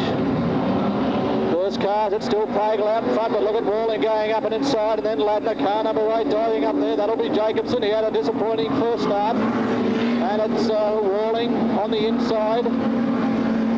Pagel on the outside, side by side as they go down to the Deakin Avenue corner, and that outside car of Pagel going out too wide, and look at Bob Walling at 46 come through underneath. Car 47 just behind is Len Ladner, but he's a little way off the pace at the moment. They're having a mighty race, these leading 2 cars. Paul Walling tosses the tail a little bit. Nearly put Pagel into the fence, and they're still neck and neck. Well, they've been neck and neck for a couple of laps now. It's Pagel around the outside. Walling gets a tighter line around the inside of the corner as they go past us. It's Bob Walling going out wide, carrying Pagel towards the fence. Pagel right on his tail as they go through the pit corner. Walling holding half a car length in between them. He breaks away a little bit down the far side straight past the food stall. Going into the Deakin Avenue corner. It's Walling in front, Pagel on his tail. Ladner going out very wide. And who's that 4th car? Jacobson back there in 4th place. He's a little way off the pace, but these first 2 cars putting up one heck of a battle. But it looks like Bob Walling starting to open up a bit more of a gap now as he goes down the far side straight. Into the Deakin Avenue corner, he takes a nice tight line this time. The pressure's off, slips out just a little bit. Pragle. I'm not throwing the car into that corner quite as widely. He could be in a little bit of trouble with pressure coming from behind from Ladner and Jacobson fairly shortly. In fact, Pragle, after such a good start, certainly seems to be slowing down. He's not sliding around the corners, and there goes one of those other cars through underneath. That was Ladner, I think, went through. Here goes Jacobson. He's in tight. He's not allowed to touch him. He's got to try and hold clear. Ladner goes past. Jacobson's going to go through on the inside this time. Can he do it? Pushes Pragle out a little bit wide. Where's Rawling? He's still way out in front. That's Jacobson now, who's up in the third place. Some of these other cars well up the pace now. It could be Bob Rawling. No, there's only one lap left to go, so I don't think he'll catch them. A bit of a race still going on for this second place with Jacobson out chasing Ladner. And that other car there, and Gary Pragle from Queensland, dropping back off the pace. He seems to have had some problem after the first half dozen or so laps. Going up for the checkered flag, white flag there, then the checkered flag for Bob Rawling, number 46. He's in New South Wales, number 1, and have a look at this for a finish. Jacobson not quite able to get there in front of Ladner, so it's Ladner in second place, Peter Jacobson in third. This is the fourth one. We'll give you some official placing soon, but fairly clean cut, I think, there. Simon Gardner was in fairly close. Snow Merritt, I'm not sure where he ended up. He's come the tail enders just coming around now. Steve Cotton right at the beer. Yes, I'd definitely say, Alan, that the Commodore had a mechanical problem because he was right on the pace, maybe a little bit of overheating problem or something like that, but he started to drop off markedly, and notice over the other side of the track there, he's going very steady there at the moment. I would think possibly a little bit of overheating. He was doing very well there for the first half of that race, trying to hold Bob Rawling out, but once Rawling got past, it almost looked like he tossed it in, but I certainly don't think that's the case. And here's your favourites back again, Vince. I don't know how I scored these things again, Alan. Did you work?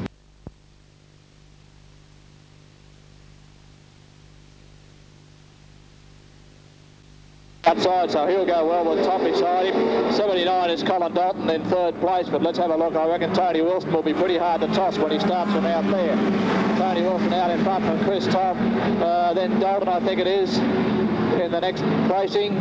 We'll have a look as they come out of the Deacon Avenue corner. Tony Wilson from Ballarat still in front. 33 is Dalton, 73, then car number 64 down there is Kevin Fitzsimmon, who went fairly well earlier on. 73, Larry Fitzpatrick in this race as well. Where's Larry? He's in about 4th, 5th, 6th position. And Spider McCarthy is there too, in behind Larry. So behind Larry, got a big job ahead of him. A long way to go to make up, and that could be, is that the Tasmanian number 1? The rear. Not too sure. No, it's not. It's 41. It's another Falcon by the look of it. 41 is, it is Robert Williams. Sorry, it is the Tasmanian number 1. And he really just isn't on the pace tonight. Well, it's Tony Wilson out in front from Chris Top. I think still managing to hang on to second position, but these cars getting fairly close there. I think 79 was Colin Dalton, and Fitzsimmon is in there with them as well. Going through the pit corner where these local drivers, Larry Fitzpatrick and Spider right on the inside of Larry. So having a little bit of a race of their own back there for some minor positions, but that's not going to get them into the final, racing each other back there. It's Tony Wilson, the top.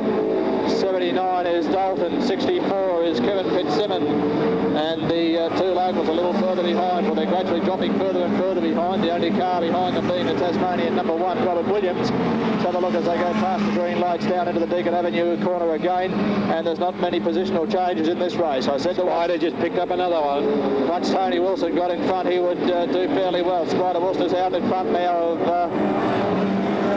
that must be Chris Waters down there. I've got him written down as Darren Burgess again, as the program said, but that's Chrissy Waters in front.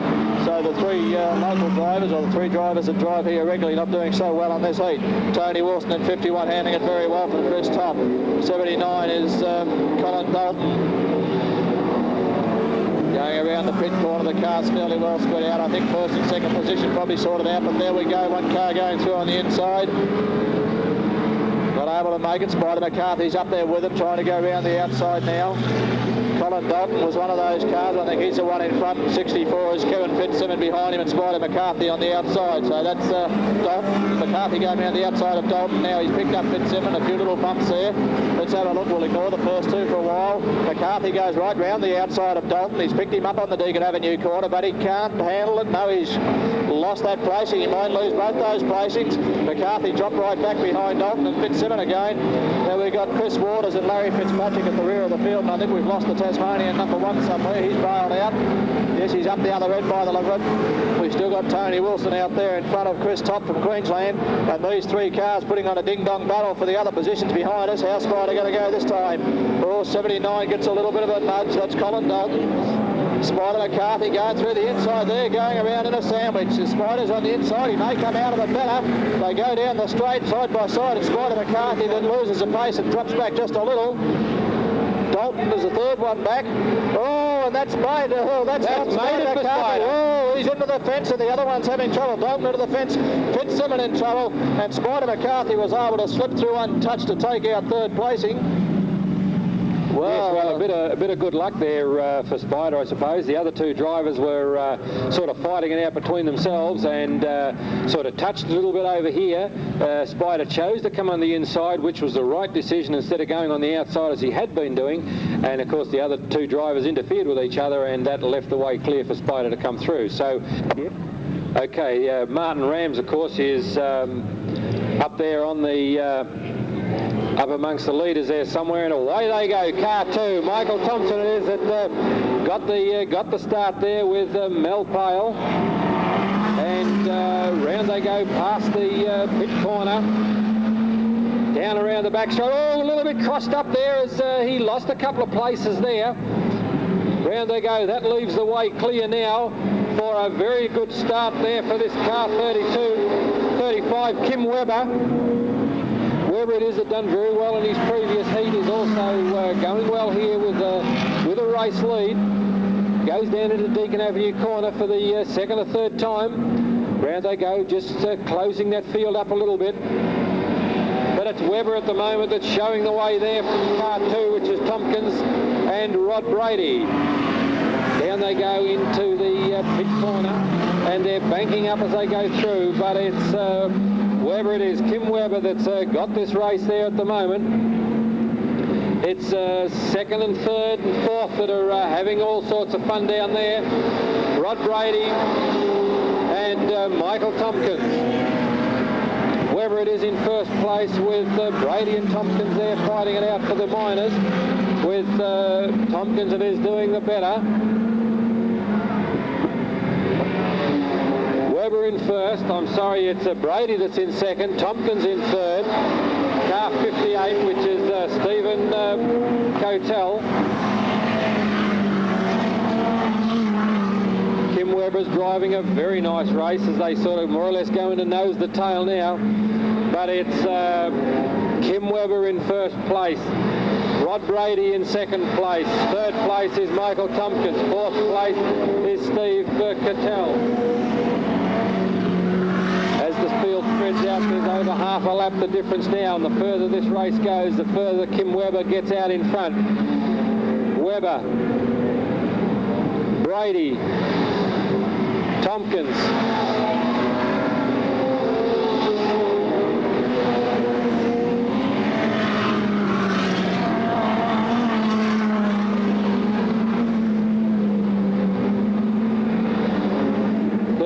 Is Webber again as they go past. Car 66 gets it all sorts of way there. That's Brady. Car 2, Tompkins. 58 is Cotton.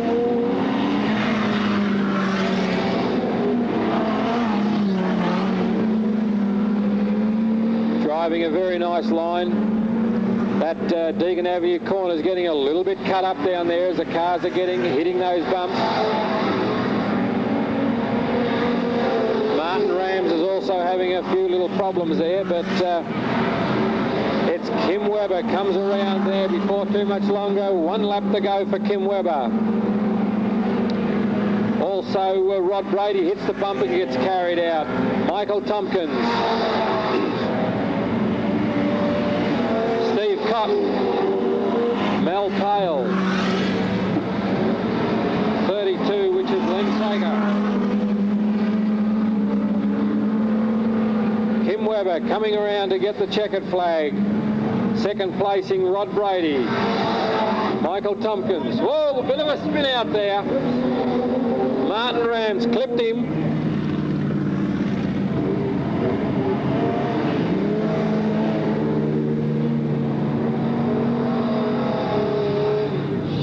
I think he might have a bit of a problem too. I think he has got a little bit of a problem with that car right at the moment. I know I'm very observant. I pick up things like that others mightn't notice. I'll just race through some quick results here with at least the numbers. For those people who are interested, you will know the numbers. Race 16 first was 88. I won't try and dig up the names at the moment. Second was 22 and third was 75. The race time 2.35 in the fastest lap. Ooh, that's right, that was pretty quick. Of course, it was pretty quick. That was the NASCAR. No wonder it was so quick, 18.06. I thought, boy, somebody's put 2 seconds on this lot. And race 17, first was 51, second was 33, second there was Top, 51 was Tony Wilson from memory, and third, of course, was 6 Peter McCarthy. Race time 3 minutes .25, and the fastest lap was 20.76 by car number. Up to the Riverland, 52, Paul Salou is there. Here comes car 28 now, late starter. There's Lloyd Wallace from South Australia. Alongside him in 52, as I said, Salou was there. 47 sitting at the back is Len Ladner. And alongside of him, if I move down, I can't quite see that number. It's number 10. And that's Dave Chadwick from Whyalla in South Australia. And I think from memory he pulled out, yes, leading a race before and pulled out. And of course, this race is sponsored by the Baronga Country Kitchen over there at Baronga. If you want a hot pack, they're the place to go. And they're away. And look at that Brazil from Queensland fly out in front, and Paul Salou's not going to let him get too far away. It's Paul Salou right on his tail. And I think Noel McGrath was the green car. It's relegated back to 4th place at the moment. Who's that car going? Oh, a couple of cars on the outside going very well. We'll pick them up as they come past. But we've got 21 Brazil out in front from Salou. Chadwick's in there. 34 is Noel McGrath, and some very good racing on those first cars, and they try to split the field up a little bit. Car 10 in second place. Car 10 it is in second place is Dave Chadwick. He's had a couple of good races tonight. Then Salou just behind him. I'm not sure again who the car is right beside Salou. We'll pick that one up. That's car number 47, which is Len Ladner.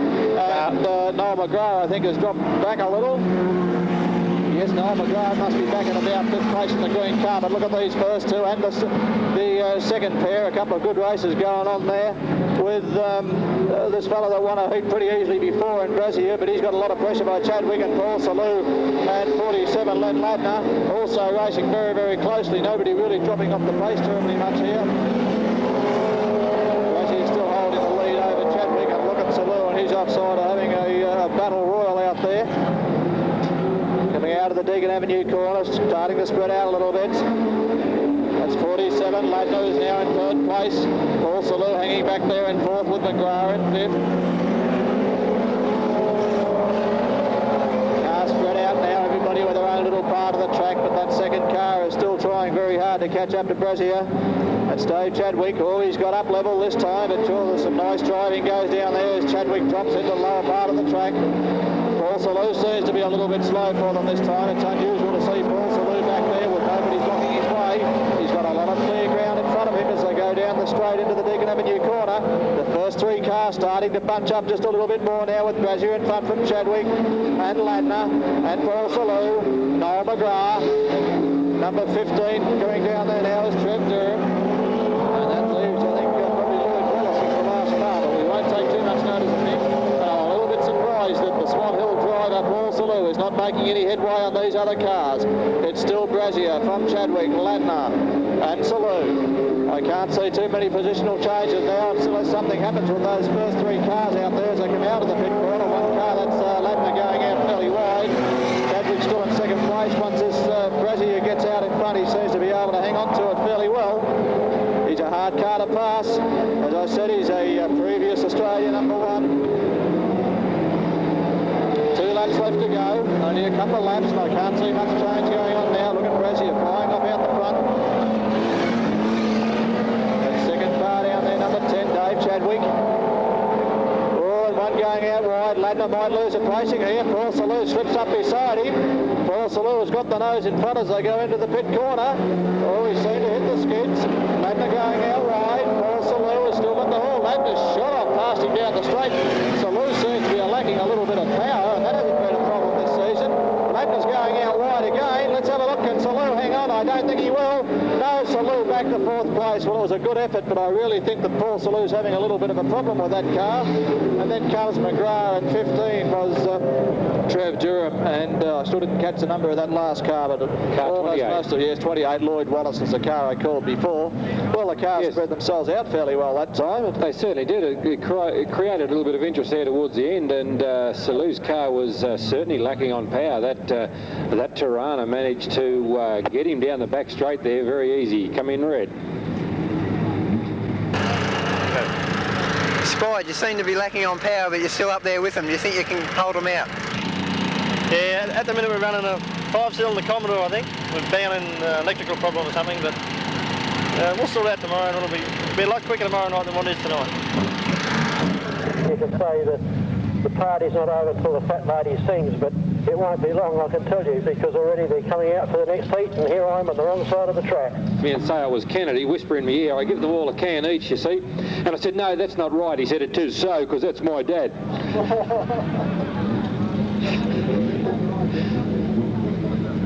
Did he sound like a Queenslander?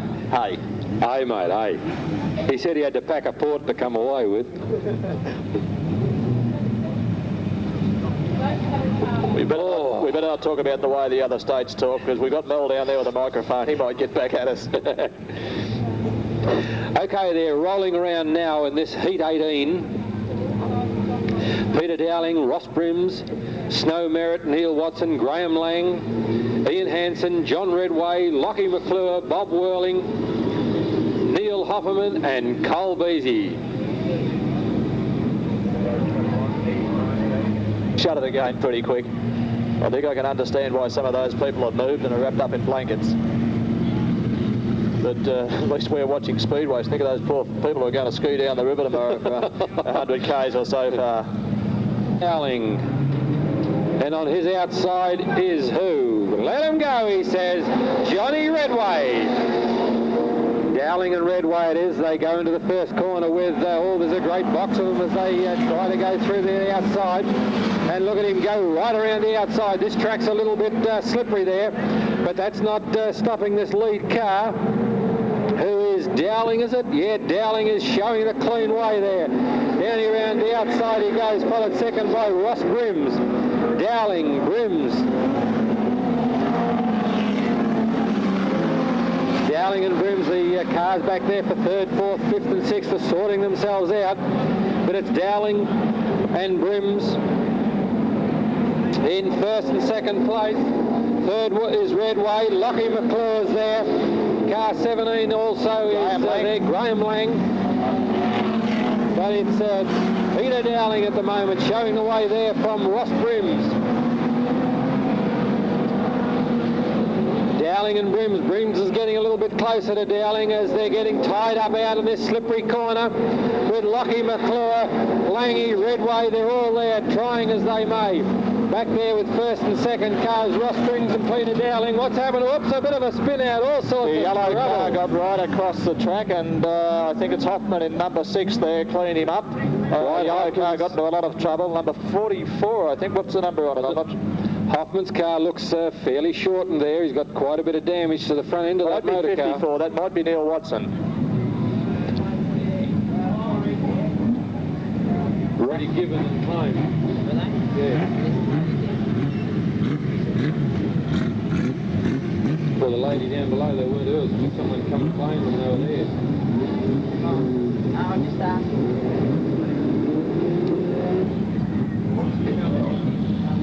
Well, not a very good start there at the moment. Peter Dowling. That was a good start for number 65.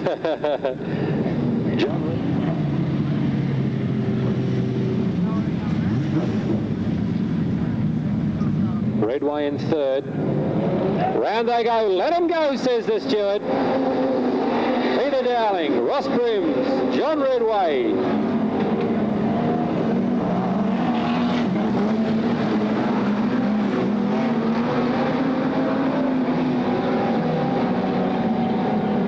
Down the Deacon Avenue corner again. That hole's getting worse as the night goes through. Brims is trying to get through underneath Dowling.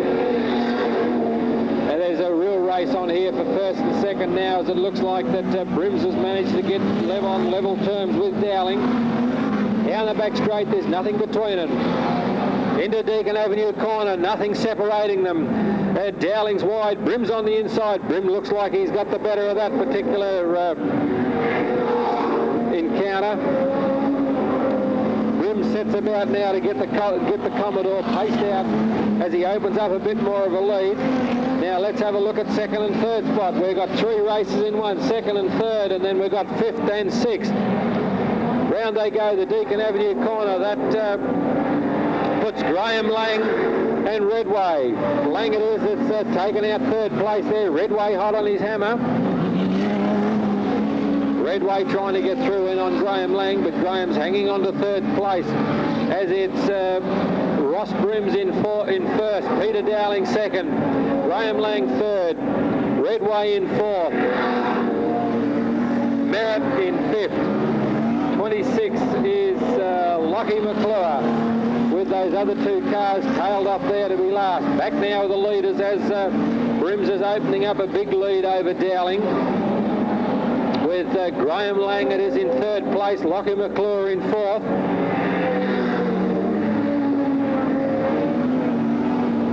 That's Redway in fifth.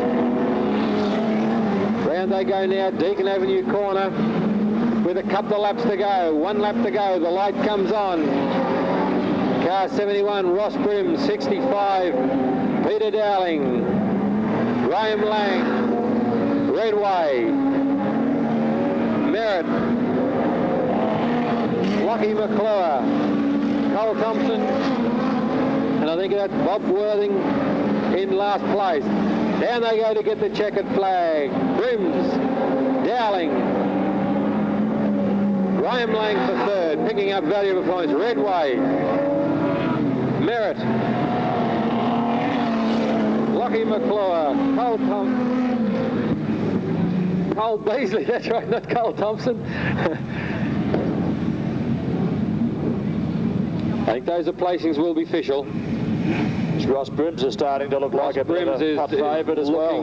Looking very, very good.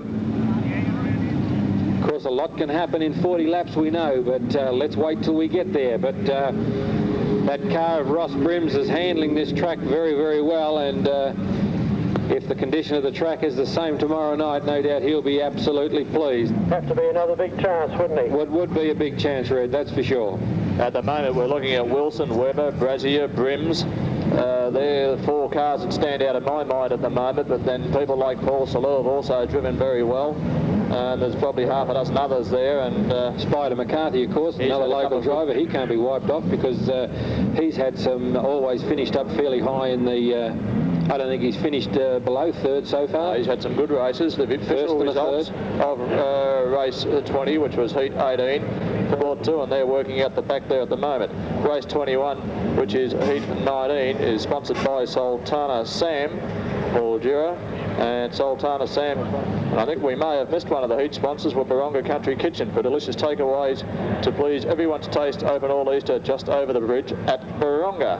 Yeah, I did say that, Al. Sorry. Car 11, Steve Blackburn, is sort of here, but the push car is still trying to get him going. And I believe that he has a problem, Steve, with the gearbox. Okay, and he's had a couple of good races too. He led one a little earlier and then dropped back off the pace towards the end of it. But Gary Pagel, I remember, and Graham West also as having had some good runs. Car 53, Vance Bailey out in front, and Warren Meisner is it up there with him.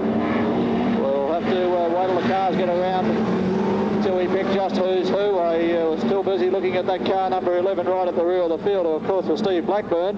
Vance Bailey, it is in Vance Bailey was in first place. Oh, getting a bit sideways. No, 63 is Simon Gardner, 44 down there is Warren Meisner, and 76 Ian Brims. Another one of the Brims. Oh, we're getting into some trouble there. The Brims people from, I think, Lismore, no, might be from Wollumbar up in New South Wales. Not 100% sure on that at the moment, but we'll keep an eye on them as they come around. Oh, we're getting right around sideways there by car 53. 53 was Vance Bailey. He's holding the lead. No, he's not holding the lead at the moment. He's just been passed. Cars going out very wide as they come out of the pit corner. Oh, I think that's Bailey throwing the tail around a long way there. Other cars managed to get past West, a little number 11. He's moved up a little bit from the rear of the field, but not going too well. Car 76 is Ian Brims out in front of 5, Gary Pagel. Then we've got 53, Vance Bailey. And cars crossing up everywhere as they head into the pit corner. A lot of cars in that batch there. We've got first and second fairly clear, and that could be Mickey Stewart in a little bit of trouble on the other side. Mick Stewart in 61. As they come down again is 76, Ian Brims. Number 5 is Gary Pagel, and 44 nearly put that other car to the fence. 56 right in there is Graham West. He went well in an earlier race. 44, of course, is Warren Meisner. And nobody's getting spat out the back too quickly here. All those cars still in there with a chance, and that little number 11's picked up another placing since the last time he went down the back straight.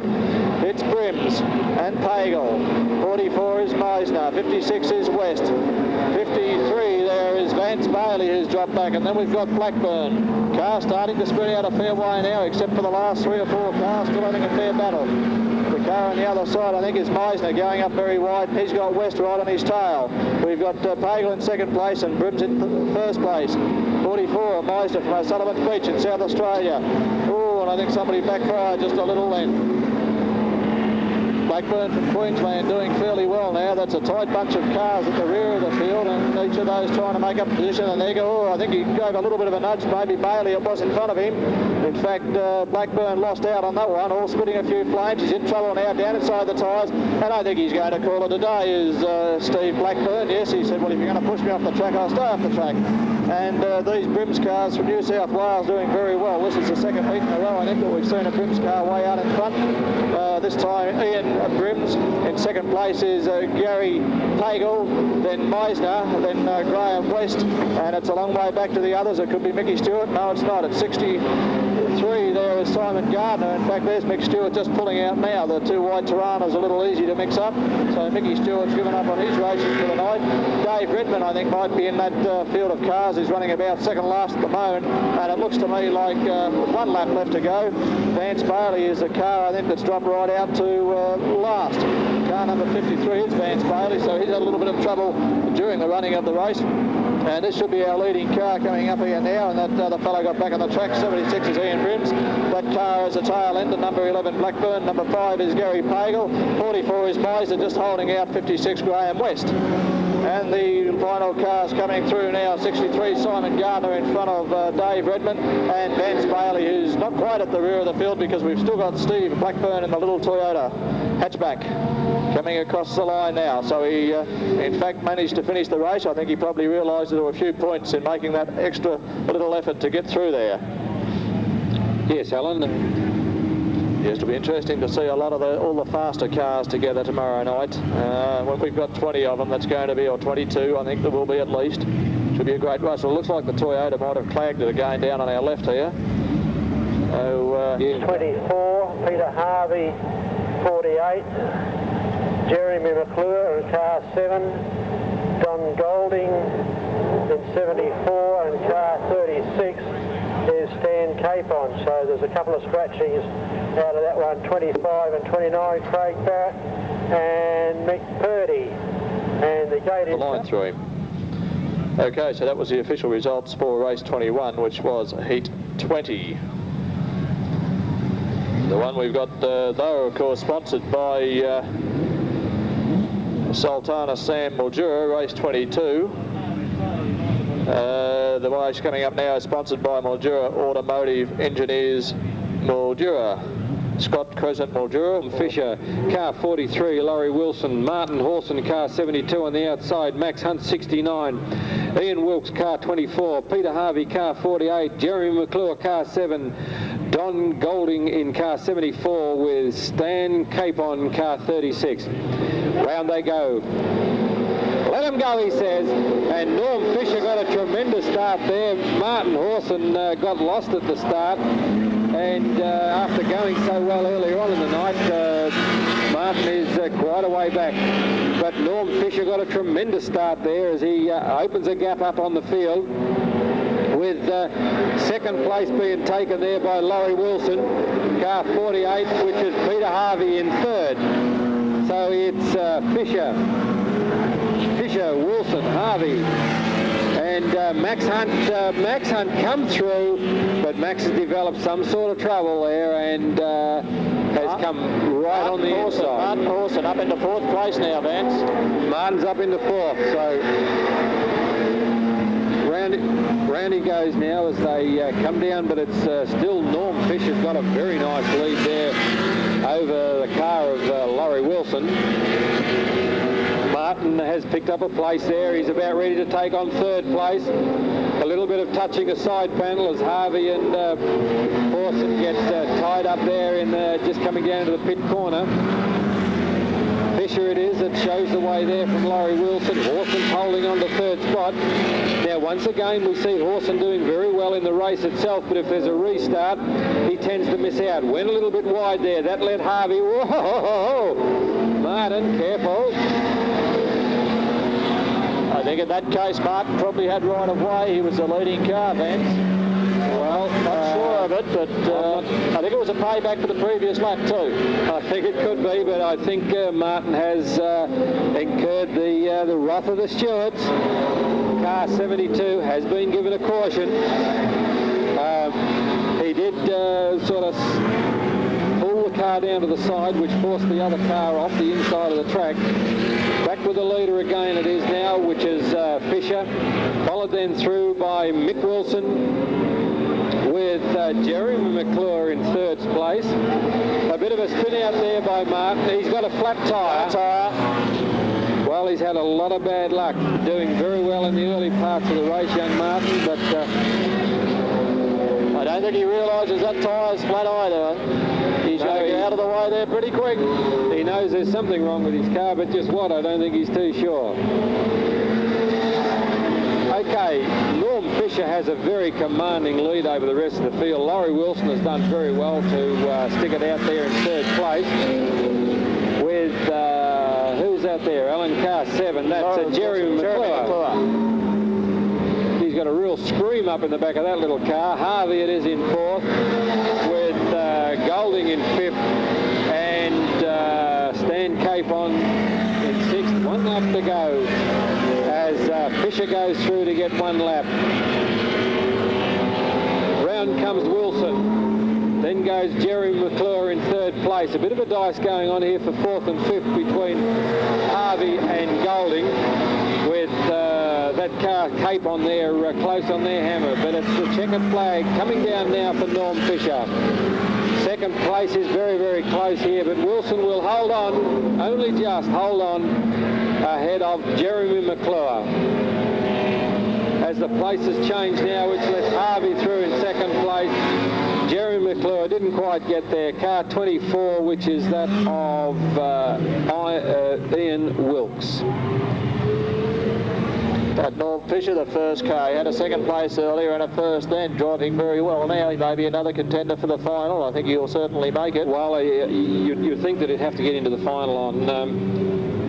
And on a local note, Jeremy McClure seems to be racing better than I can recall for a long time. He had a win in the very first heat, I think. They're going to check out what's squealing, but he was putting a lot of pressure on. From New South Wales, Johnny Lloyd from Horsham in car 59, Greg Raymond car 29, and Kim Killen 27 to scratching. So too there's Brian Damon in 77.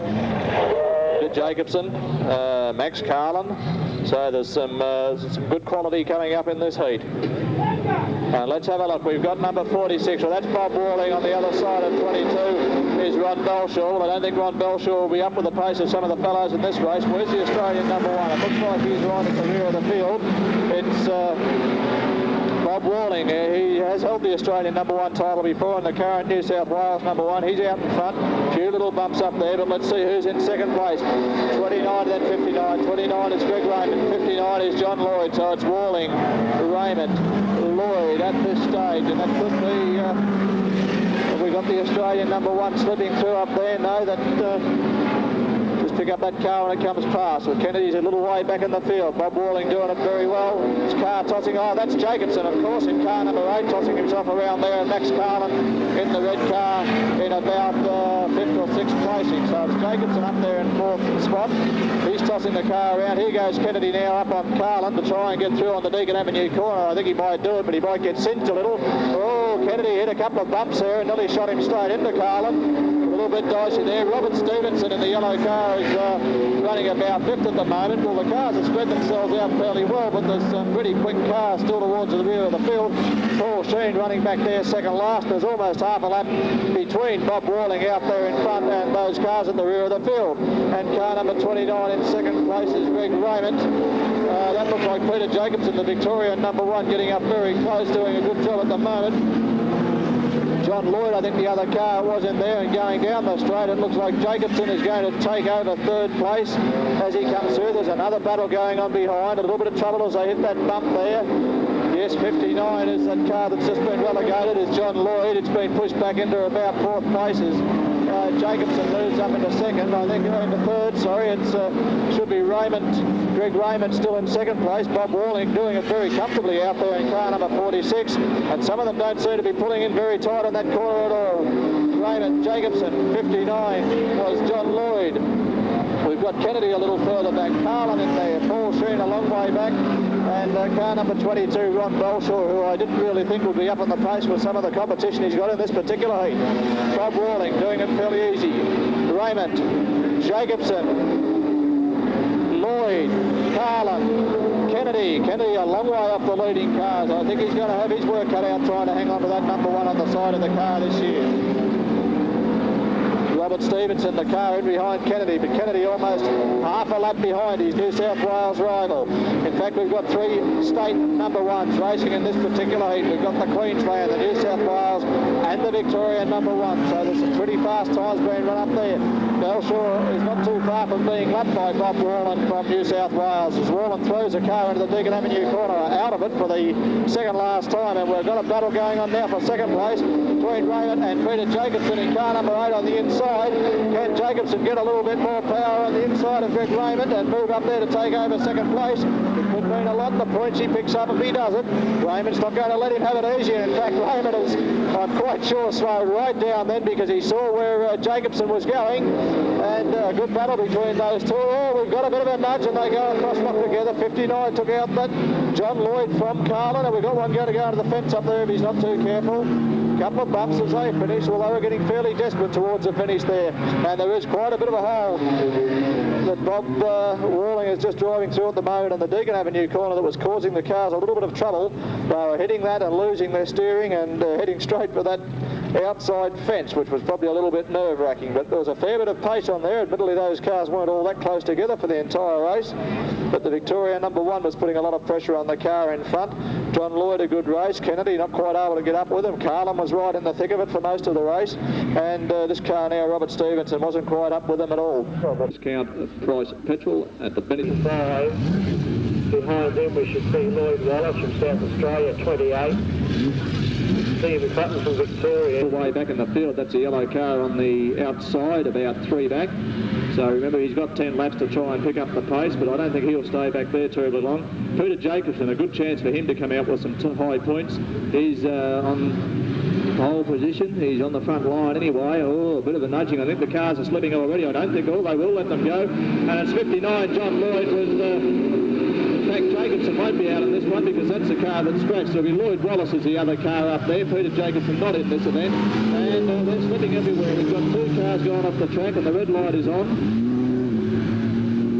And we'll just double check that as the cars come past. We realise that Peter Jacobson car is the car he didn't bring, so he's not in there. That was Lloyd Wallace beside John Lloyd as they came past, and I guess that will be a complete restart.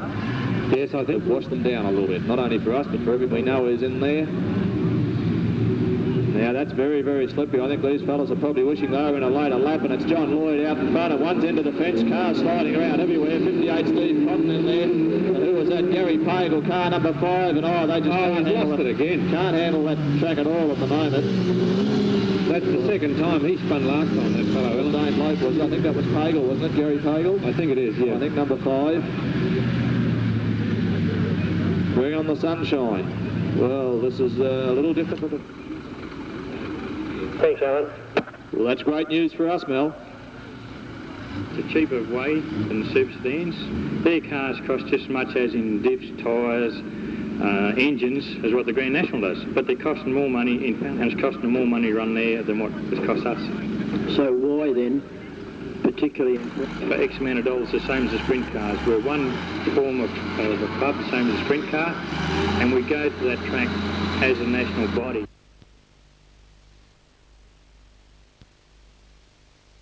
Score-wise, he's pretty well level pegging with Spider McCarthy, who both these boys have, at this stage anyway, qualified. But of course, they've got to get well up in the points tonight to make sure.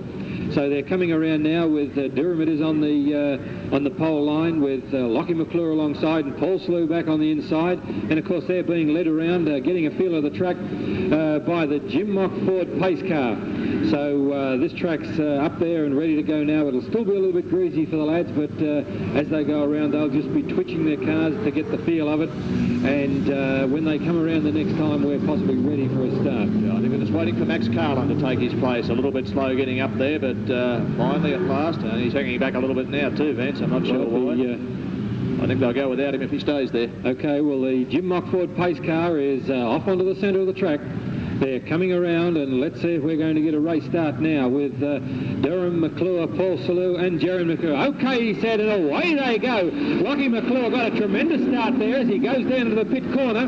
He's going to lead the field, and these boys are getting around fairly well. A little bit of nudging. Oh, he come right in on the inside there of young Horson, and carted young Horson right off on the inside of the track.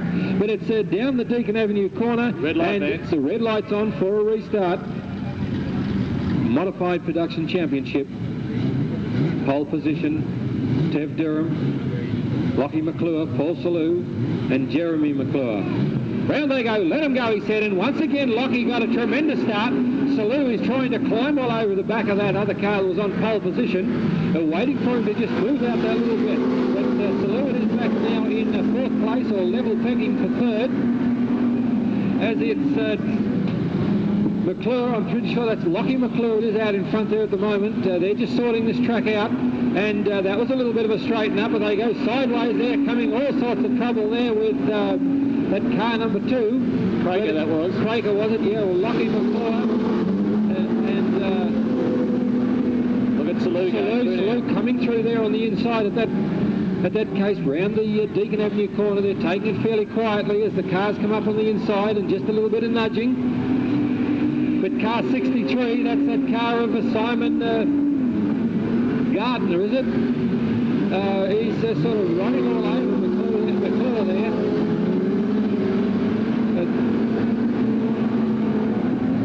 Down to the Deacon Avenue corner again as they come around. That's Lockie McClure taking things fairly carefully. Out in front, Paul Sellew in second place. Car 63, which is that of Simon Gardner, in third. Nose to tail now as they go down through the past the pit corner. Just getting used to that track a little bit. A few passing moves will be coming shortly as these drivers get a little bit more confidence. Lockie McClure holding his car together very nice. Paul Sellew pushing him along there. Gardner is in third place. And car 7, which is another Jeremy McClure, in fourth. There's a little bit of lane changing positions going on there at the rear of the field, with young Horson back there trying as he may in a little area by himself. But it's Lockie McClure that's holding his Tirana together with Sellew hot on his hammer, and Gardner it is in third place with the other Jeremy McClure in fourth. Down they go once again down into the pit corner as it's Lockie McClure that's doing this job quite well, and all the cars seem to be handling the track quite okay at the moment, as taking it fairly careful, but they're able to handle the track all right there at the moment, as they're all keeping their cars in the line. Lockie McClure, Sellew trying to go around the outside of him, Gardner, Jeremy McClure, and car 12, which is that of Max Carlin.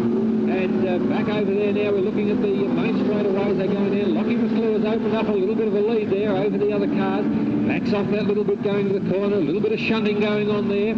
And Paul Sellew is holding and maintaining his inside line as Gartner tries to climb over him with Jerry McClure there in 4th place and Carlo back there in 5th. Another shunt in that end corner there as they're climbing all over the back of Sellew.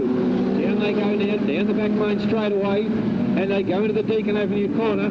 And once again, it's Lockie McClure in front, Sellew there as he comes around, and there's a caution going out there for that car there of Gardner. He's given him a bump a couple of times. About every second corner he gives you a little bit of a nudge. This time he just waits back that little bit.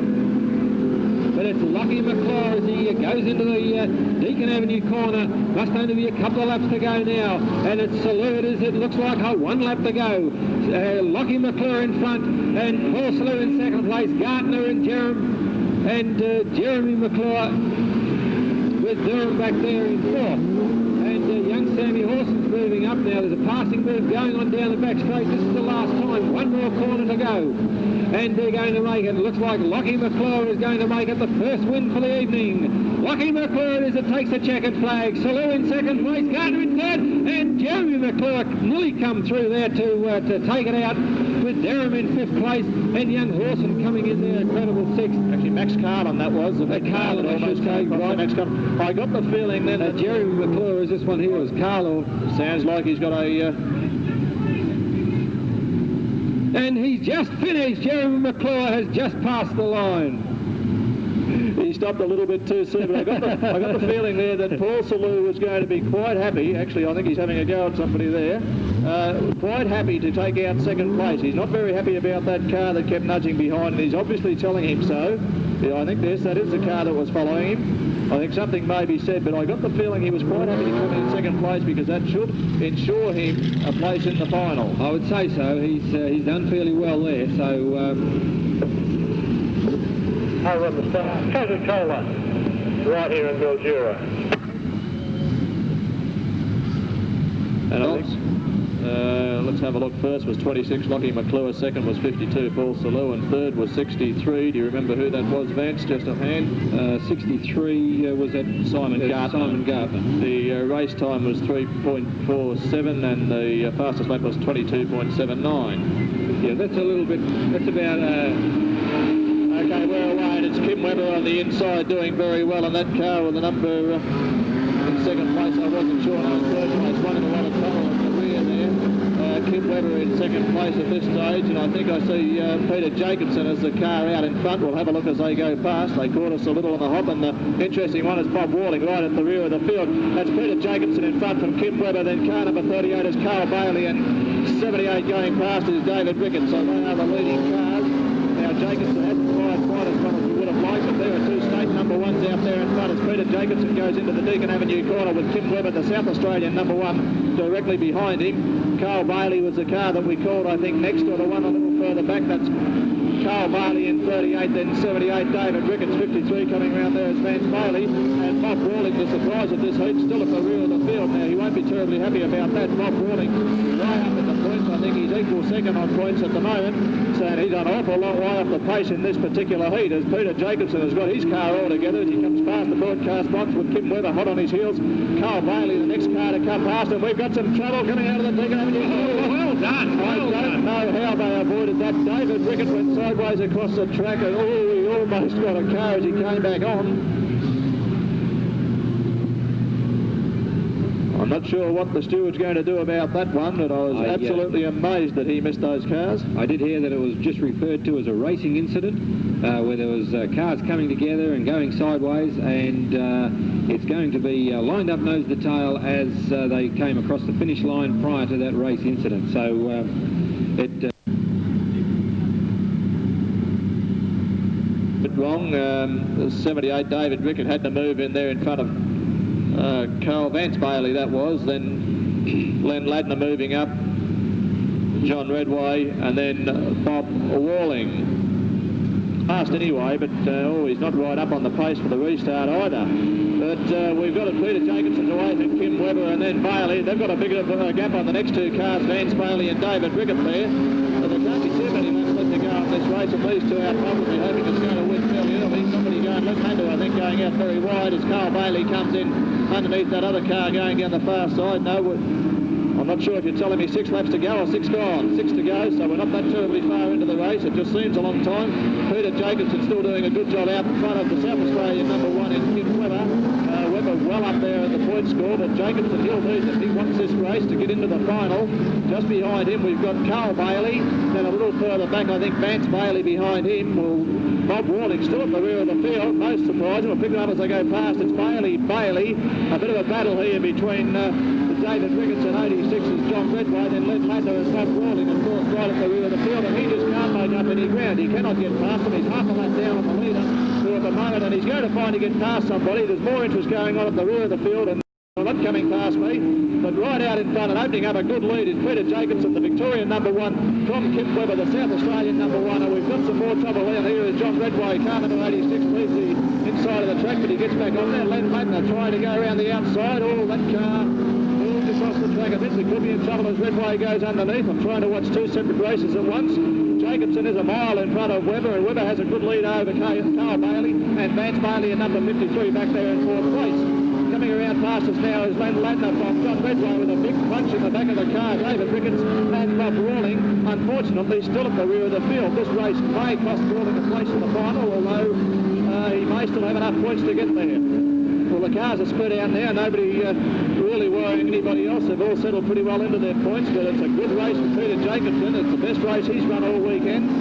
Taking him a long time to get back out the track tonight, but Whirling's just picked one up. Whirling's picked up 1 placing, and somebody else is going. That's Ladner on the fence over the other side. He's scraping the fence a couple of times. Still a couple of laps left to go, I think. The flag looks like it's about ready to come out, and Whirling's getting fair dinkum now as he picks up Len Ladner in the Deakin Avenue corner. And is he going to lose it? No, Whirling managed to hang on there as he comes out of the Deakin Avenue corner. It looks like he finally found the accelerator. He's a long way behind the leading cars, but at least he would be fairly pleased with having picked up those couple of placings. And I think we missed out on something there, but that was a checkered flag for the Peter Jacobson and Kim Webber, then Carl Bailey, Vance Bailey, 2 Victorians. And we've got a battle going on for the next placing. John Redway, Bob Rawlings up there. 47 is Len Ladner. And right at the rear of the field is David Rickett. Well, at behind him, 73. Larry Fitzpatrick behind him, 56 is Graham West. 42 is there, Robert Stevenson. 9 is Mal Paul, and 2 is Michael Tompkins from Queensland. On the inside front, running Paul Sheen, number 16, local guy. Neil Watson, 54 right behind him. Cole Beasley, 27 behind him. Now I've got 57 there, so I'm not sure about that. Graham Langcar, 17 is there, and 43 Laurie Wilson is also there. So it looks like we have a full field, and maybe Cole Beasley's 27 in the program should be 57. I'm not sure on that. Okay, the Jim Mock Ford pace car is out there bringing them round as they come in off the track, and they're bunched up fairly well there at the moment with the 2 lead cars, Merritt and Paul Sheehan with Fitzpatrick, and they're away, car 16, Paul Sheehan it is, that got the better start from Merritt. And let's see, are they all getting around the pit corner? It looks like 1 car there, 17 is going to end up fairly wide, but that's Graham Lang of Mildura. But now he brings it back down. It's back to the start where we see Sheehan and Merritt sharing the lead there at the moment. It is Paul Sheehan out in front with Merritt, Fitzpatrick in 3rd place as they go down there with Neil Watson also in 4th as they bank up going around to the pit corner. This is going to sort them out, but Paul Sheehan it is that's showing the way as they go down the back straight with Snowy Merritt, I think it is, in 2nd. Just about, he is lost that Larry 2nd place now. Larry Fitzpatrick in the Centuria and West. And Merritt it is now, who's been relegated back to 4th. So it's Paul Sheehan and Fitzpatrick. These are a couple of drivers that know their way around this track. And Merritt has gone very wide and dropped back another 2 or 3 places there as he's having all sorts of trouble out there at the moment. Comes down very hard, but it's Sheehan in front, Fitzpatrick, and they go around there with car 56. That's Graham West that is in 3rd place. Down around moving up as well. Graham Lang is moving up a couple of positions. That's him coming up there now as something must be wrong with that little Tirana in front of him because he passed it like it was standing still. But maybe it's just a little bit of local experience as they come down there with Paul Sheehan, Fitzpatrick and Wilson. West, I should say. Graham West in third place. Fitzpatrick moves out. West comes in underneath him. And West now takes over second place. Fitzpatrick on the outside of him. But it's Paul Sheehan who's got the lead. And West comes down there underneath to take out that second place there from Fitzpatrick at this stage, with young Graham Lang coming up very, very fast as this track is drawing out well, and the drivers are getting track everywhere they go. But over the other side, Paul Sheehan's opened up a convincing lead over West at the moment, who's got second place, shot the ribbons, with Fitzpatrick in third, and Graham Lang coming up very fast there in the fourth place. Down they go again into the pit box corner as it's nose to tail. Things are happening at the rear of the field with Watson and back now over to the other side of the track. We have the Sheehan that's got first place there, with West in second, Fitzpatrick in third, and Graham Smith is, not Graham Smith, it's Graham Lang, that's the one I want. Okay, it's Graham Lang there, climbing up all over their back, trying to get through. So Graham Lang is down there on Fitzpatrick's heel, trying to take another position out. Back now it looks like West is going to challenge Sheehan for the lead, with only a couple of laps to go, I'd say. Yes, 2 laps to go. Can West get through on Sheehan? Sheehan is trying to hold him out. West a little bit of a tap-tap as they go into the end corner, as he lifts the foot to allow to stop that contact from being made. But it's Sheehan it is that goes into the pit corner for the second last time, with 1 lap to go. Can Sheehan hang on? Paul Sheehan hanging on from West. It is in car 56. That's Graham West. And Fitzpatrick and Lang are having another dice for second and third. Lang's climbing all over the back of Fitzpatrick, but Fitzpatrick looks like he's going to be able to hold him out. 1 corner to go. As it's Sheehan and West as they go into the end corner.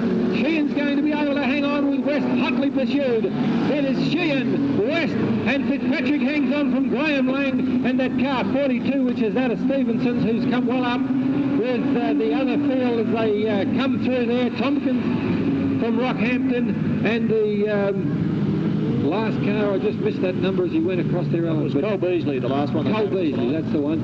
But a tremendous race there, Alan, and it was a real race for first and second and third and fourth there in the later stages. But Paul Sheehan hanging on long enough to take it out there from Graham West. Fitzpatrick hanging on long enough there from Graham Lang, who worked his way very hard right up through the field to hang on there to get fourth place. And some official placings of the previous heat, the one that was won by Pete. Not out in the road. Good night, everyone. Well done, Mel. Thanks very much. And for those people who are looking for a bit more excitement... Bob, you're high up in the points. How does it feel? Quite happy at the moment. 2 firsts and a second would put us within the top 7 or 8, we would hope, at this stage. Still working on the car, still a bit to do, but we'd like to think that we could run in the top 5 for the final to start with. So the car's holding up well then? Oh, car's in beautiful condition. My builder's absolutely magnificent. Good luck then for tomorrow night. Thank you very much, Christy. Steve, Blackburn, I hear your little Toyota had a bit of gearbox problem today. It wasn't the gearbox, it was the clutch. It wasn't engaging properly. But otherwise it's going pretty good, yeah. So you've done well in the heats? Yes and no. Was doing all right. But, chief stewards and that don't sort of see things right. The car's going all right. Yeah. How are you on the points? Just, I think. Just. Might qualify with a bit of luck. We've got another heat to go, so if we win that, we should qualify. How do you reckon you go tomorrow? Good, because we've got to pull the box out and fix the clutch. When we fix that, it'll be good. Hope you do well then. Thanks. Thanks.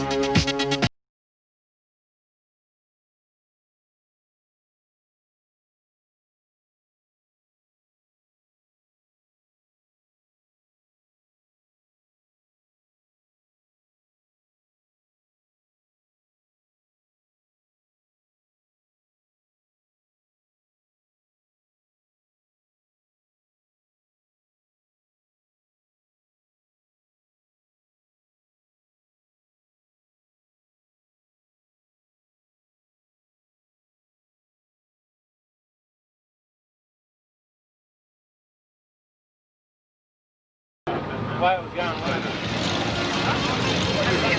Tasmanian champion Rob Williams, a little bit tough last night, a lot of bad luck with mechanical errors in the car. I noticed you previously under the car welding something up. A long way to come to be put out with mechanical problems. That's racing. Yeah, but everyone else is in the same boat, you know, having a few problems. Just some have them, some don't. Tonight's the night, a bigger car on this track. Do you think your chances are good tonight to improve on last night's performances? We'll definitely improve on last night's performance. We've changed a few things. I don't think we'll be running tail in Charlie tonight unless the darn thing expires. Well, let's hope not. Tasmanian champ Rob Williams, thank you. Thank you.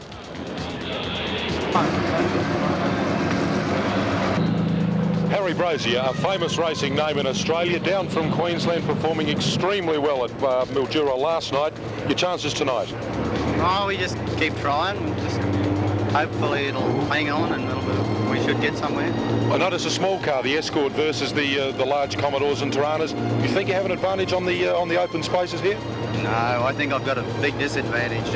My car is a lot less horsepower compared to the bigger Commodores, and for that matter the Cortinas as well. But we just try and see how we go. Very good. A lot of distance travelled. Obviously, you've chased Australian titles before. Your opinion on the facilities here at Mildura? Well, for a club-owned track, they're trying their best, and you know we can all see they could do with some improvements, but they've probably come a long way in the last couple of years. They're doing their best. The club members all working, doing it voluntary. I'd say, you know, they've really done a good job. Very good. Queensland's Harry Brazier. Long-time Speedway fan and great commentator, Mal Rosenreich, the Red Baron. Good evening. Welcome to the pits at Mildura. Thank you. A great night's racing last night. Oh, certainly was. The ideal conditions, both temperature-wise, track-wise, crowd-wise, everything was ideal, and we saw some good, fast and close racing. There was a few that spread out in Indian file, but not too many, and even when they were in Indian file, they were still fighting for those positions, whether it's first, second, third, fourth, or eighth and ninth. And it was good, fast, and I would say that 99.5% of it was good, clean racing.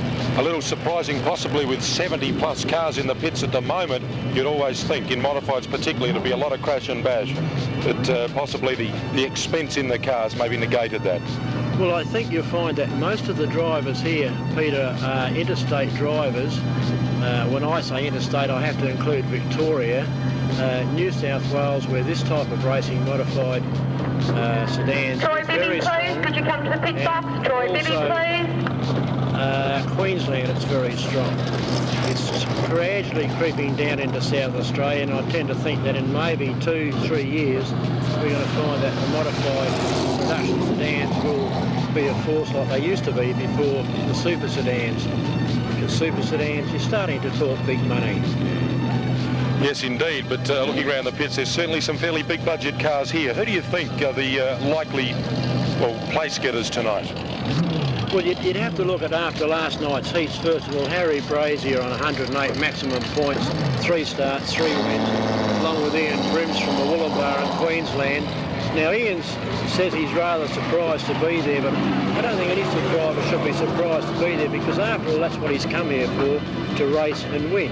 So those two have got to be a big chance, and very nicely turned out cars and very clever driving and very fast. Bob Walling from New South Wales and Kim Webber from Waikery, with 2 firsts and a second each, both on 100 points. Both drove exceptionally well. I can remember Kim Webber, I think he started up the front and was only picked for second place in his first heat.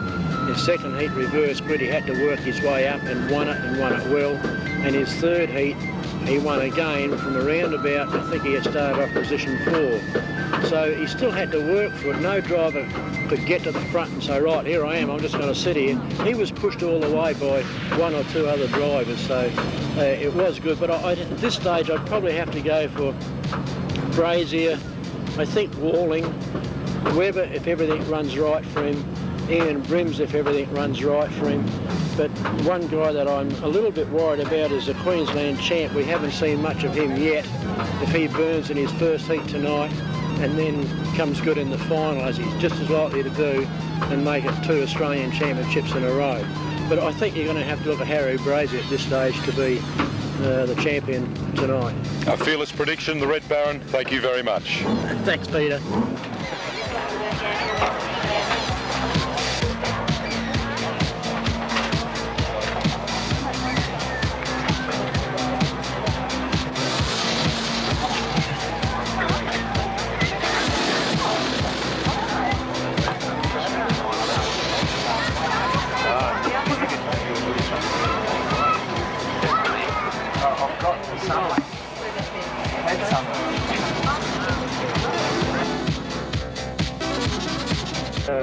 76 has moved across.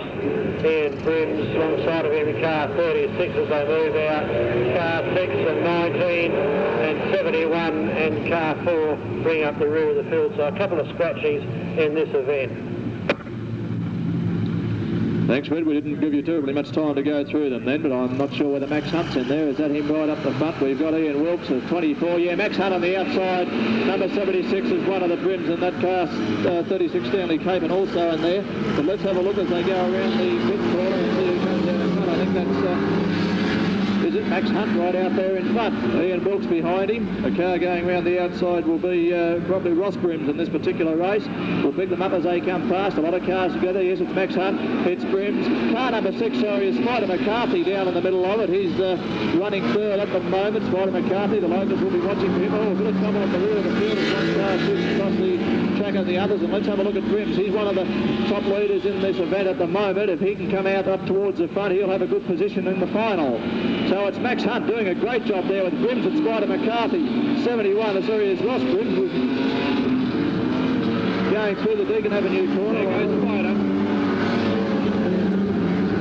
Spider and Brims out there now. Alan Max Hunt went very wide on that pit corner, which allowed the other 3 cars to get right through on him. Yes, I was getting my Brims mixed up. They're both down there together at the moment. 71 and 76, of course, are the 2 Brims cars. I think I might have had the first name wrong, but Max Hunt has dropped back in the field a little back now to 4th place, not going so well, and there's a bit of a gap then back to the other 2 cars. But let's have a look at them out at front. That's Spider McCarthy in that car that they've got well fitted out this year.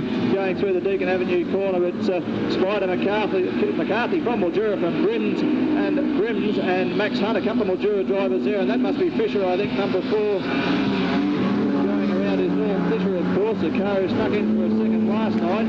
A very cheeky second at the finish, and 24 Ian Wilkes, who started on the pole position, is a mile behind and well and truly off the pace. But there's a heck of a battle going on for first place with Spider McCarthy just able to hold those 2 New South Wales cars out. Max Hunt having a similar battle back there with Norm Fisher. Norm Fisher 5th place. It looks like McCarthy might lose. No, he's out on the outside.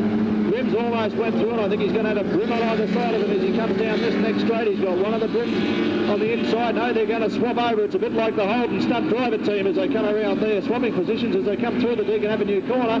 Spider McCarthy's got a world battle on his hands. He wants to take out this heat to make sure that he finishes up there, not only in the final, but gets a good position. These 2 cars behind him, in fact, are even further up in the points at the moment. They will be in the final. Both Ian and Ross Brims, they will surely be in the final. They're looking for a good position as well. And boy, are they between them, putting some pressure onto Spider McCarthy. And they're going to have a little bit of trouble very shortly as they have to lap Ian Wilkes from Burgett Hill. Wilkes started out in front of this field, but he's way behind at the moment, and this could create some problems as Spider McCarthy comes around. There can't be terribly many laps left to go. They're giving him the flag now to tell him to get out of the way.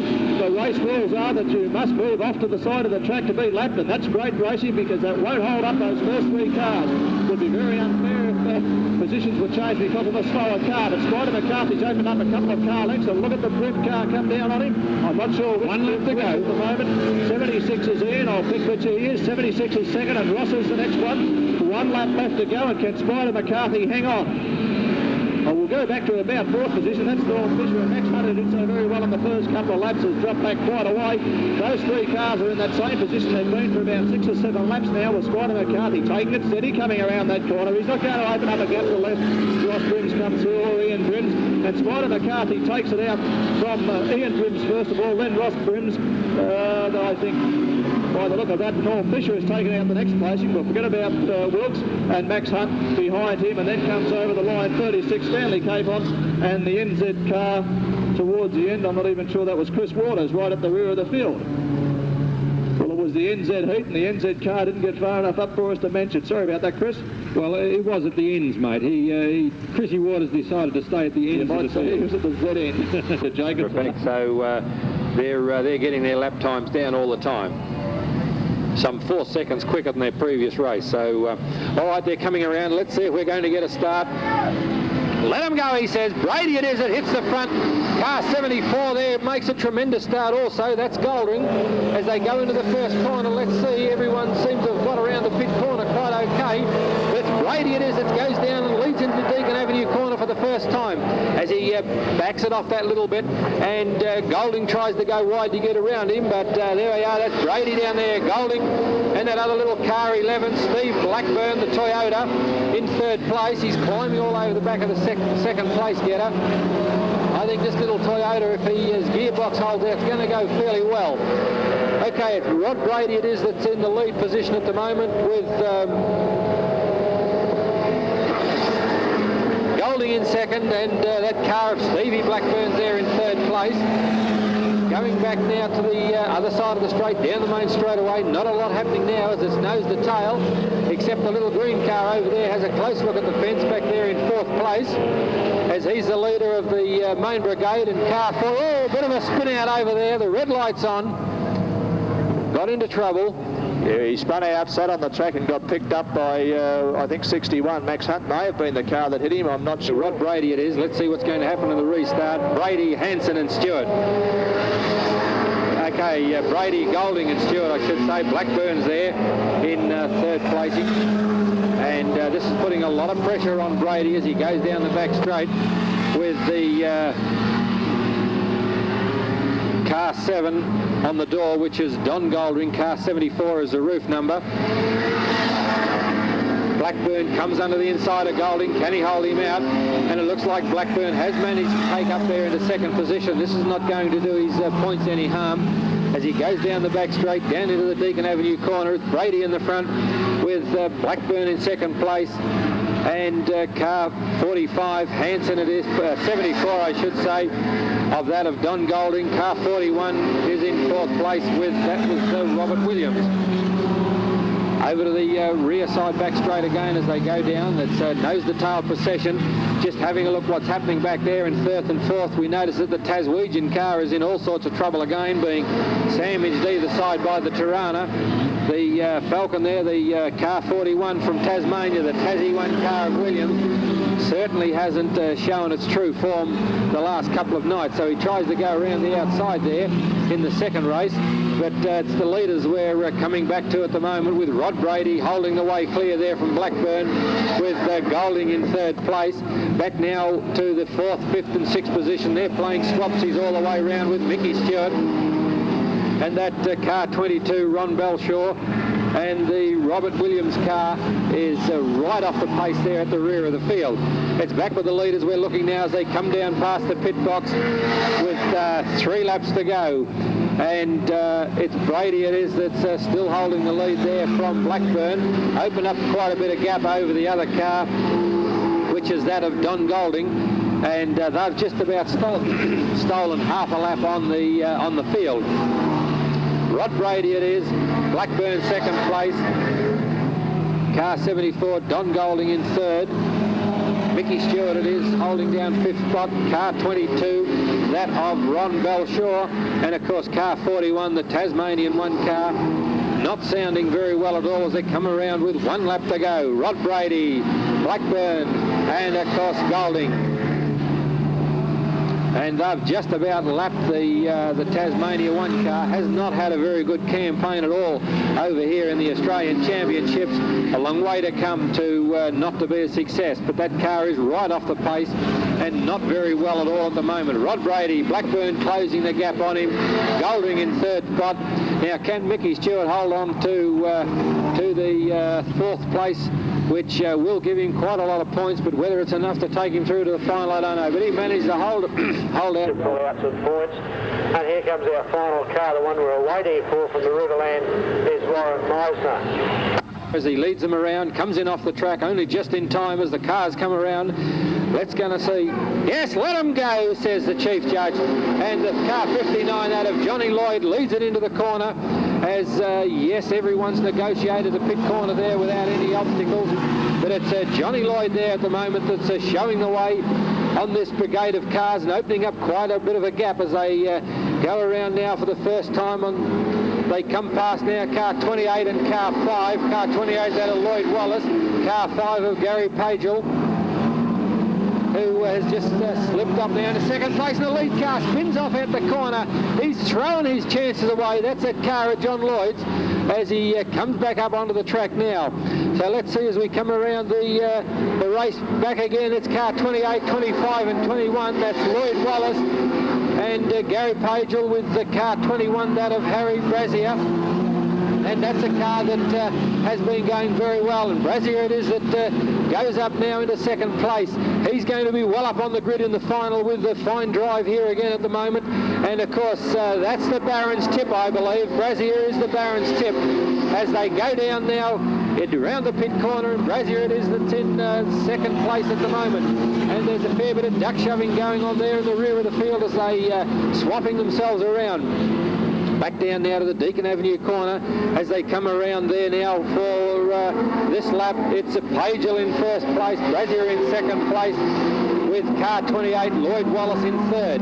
But it's the front two cars of Lloyd and Brazier that's opened up, Pagel. Pagel and Brazier that's opened up the field. Brazier's climbing all over the back of Pagel as they go down now into the pit corner for this time. Negotiated quite well. It's Pagel it is that manages to open up just a little bit there over Brazier as he comes out of the corner.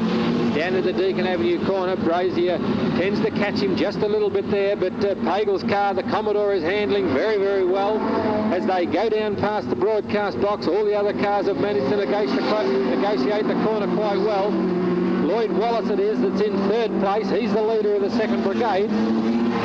Back down now with the leaders at the moment with Pagel it is showing the way clear there at Brazier, who isn't making any headway on him.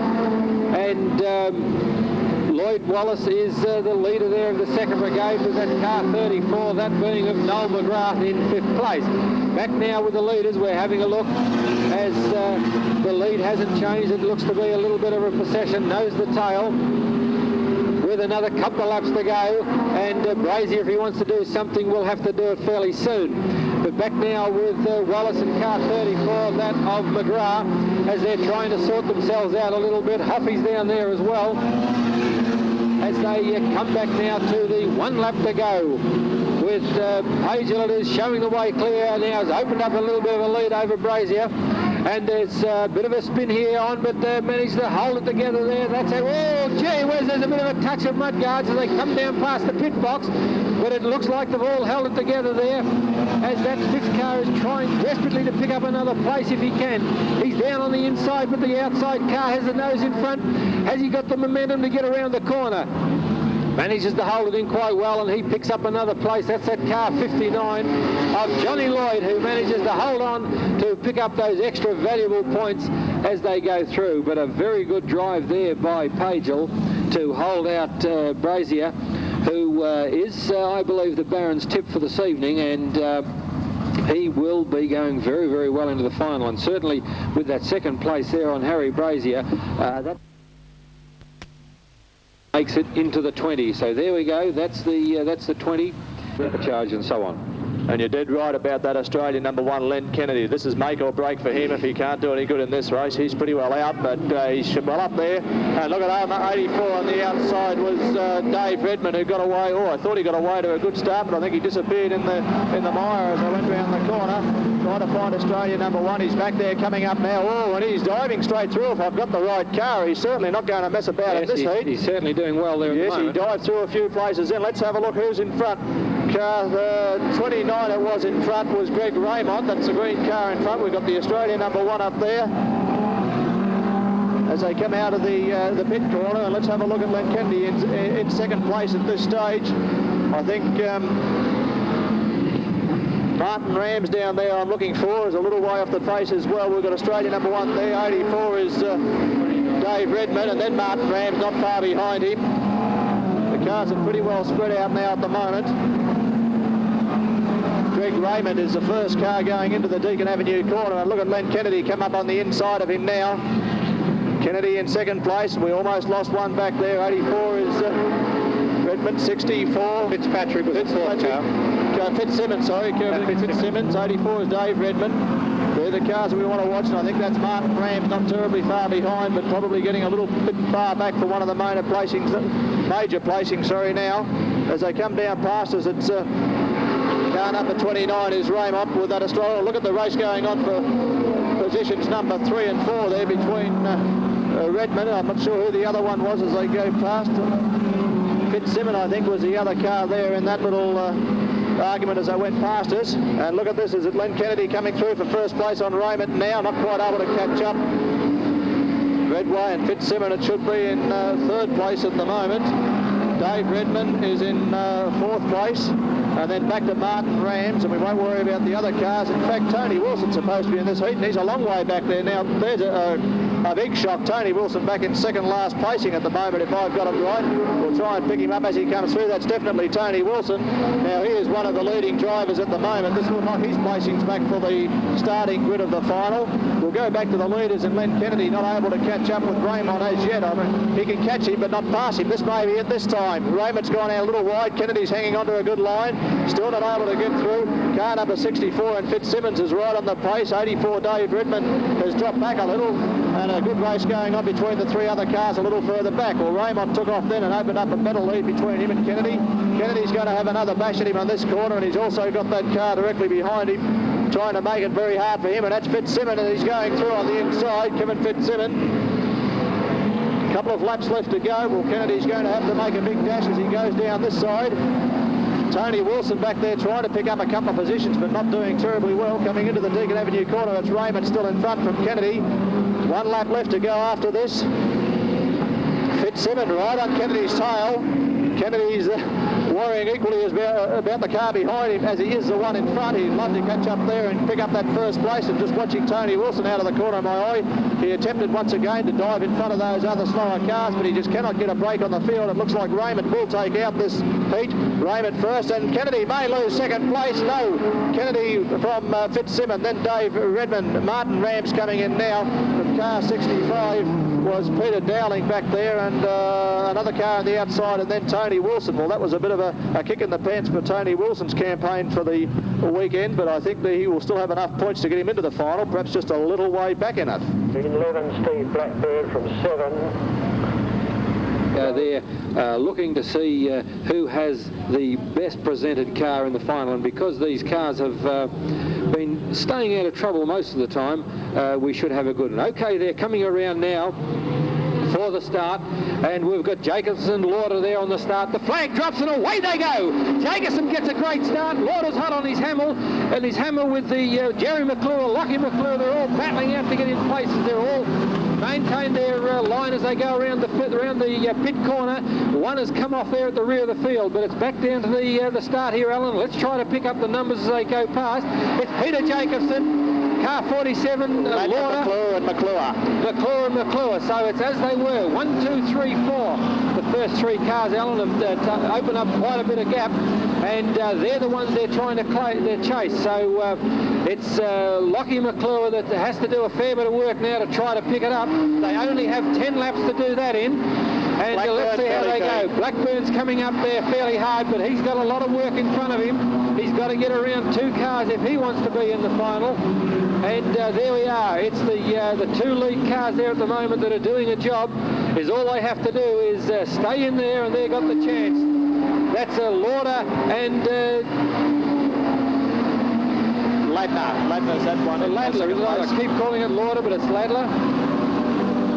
And they're opening up quite a gap now on the rest of the field. And there's a charge coming there from the rear of the field. He's going out wide, and he's picked up a place on that. Who's that car? Carlin. That's, who is it? That's Carlin. That's Carlin, and if he keeps going like this, he's going to get up there because he's just taken another one on the other corner, and he hasn't got very far to go, and he will be able to pick up a third. We've lost Blackburn, and he took Larry Fitzpatrick with him. Well, that's just about put paid to their chances. But let's have a look what this Portland car is doing. Max Carlin, he's picking them up. I'm not sure how many laps to go. I think there's about 4 laps to go. And he's trying to make headway on these leaders, but that's the way it's been. Nose to tail right from the start. Peter Jacobson looking good down there. Car number 8 right in front.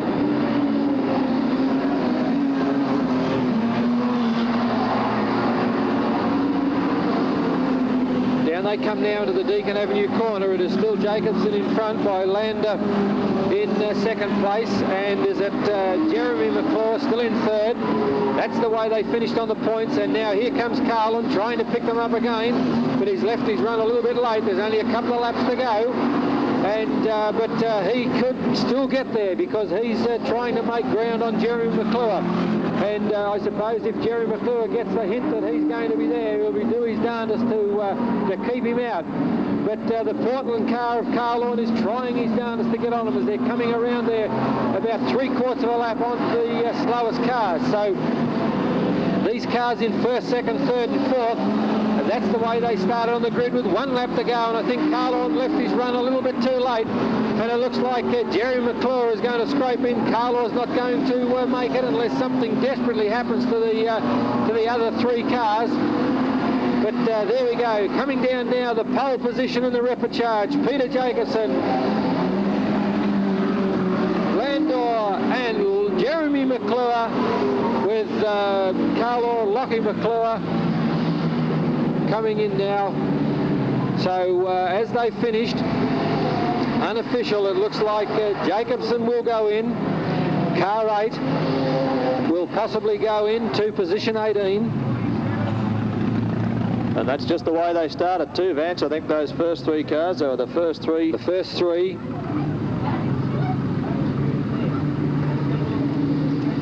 Yeah, the first 3 cars, I'd say we're just waiting on official word for that.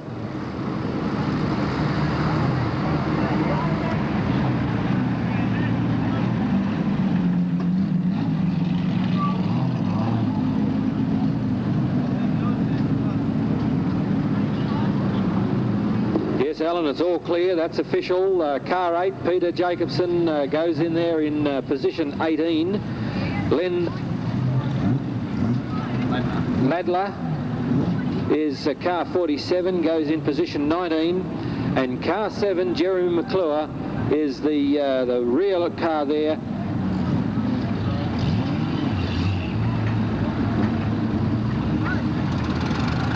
Jeremy McClure, car 7, makes it into the 20. So there we go. That's the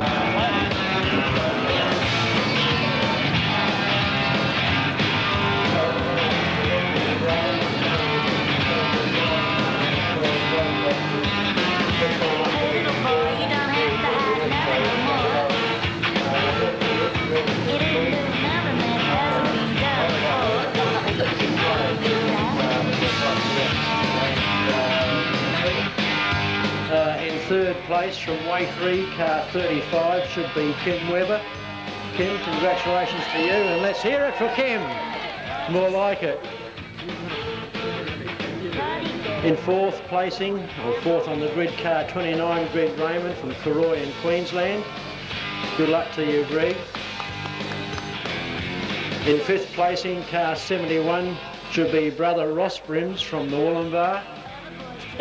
Ross, are you going to let your brother do it, or are you going to do it? In sixth on the grid, car 66, Rod Brady from Broken Hill, is it, Rod? And let's hear a big cheer for car 6, Spider McCarthy from Mildura. That's more like it. Eighth on the pole will be car 46, Rob Walling from New South Wales.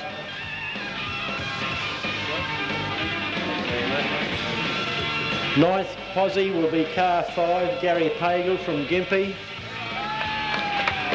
From drivers and for all the drivers that have appeared in the final series. In position 10, car 52, Paul Salou. I hear he's a local, but I'm told he comes from Swan Hill.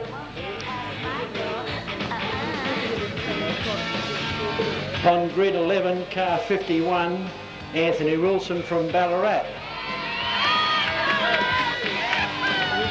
Anthony's well known. In position 12, car 64 from Adelaide, Kevin Fitzsimmons. Kevin, let's hear it for Kevin. Position 13, the unlucky 13th position, car 4, Norm Fisher from Ballarat. We might have to go down to the back of the cars now, fellas. In 14th on the grid, car 56, Graham West from Bendigo.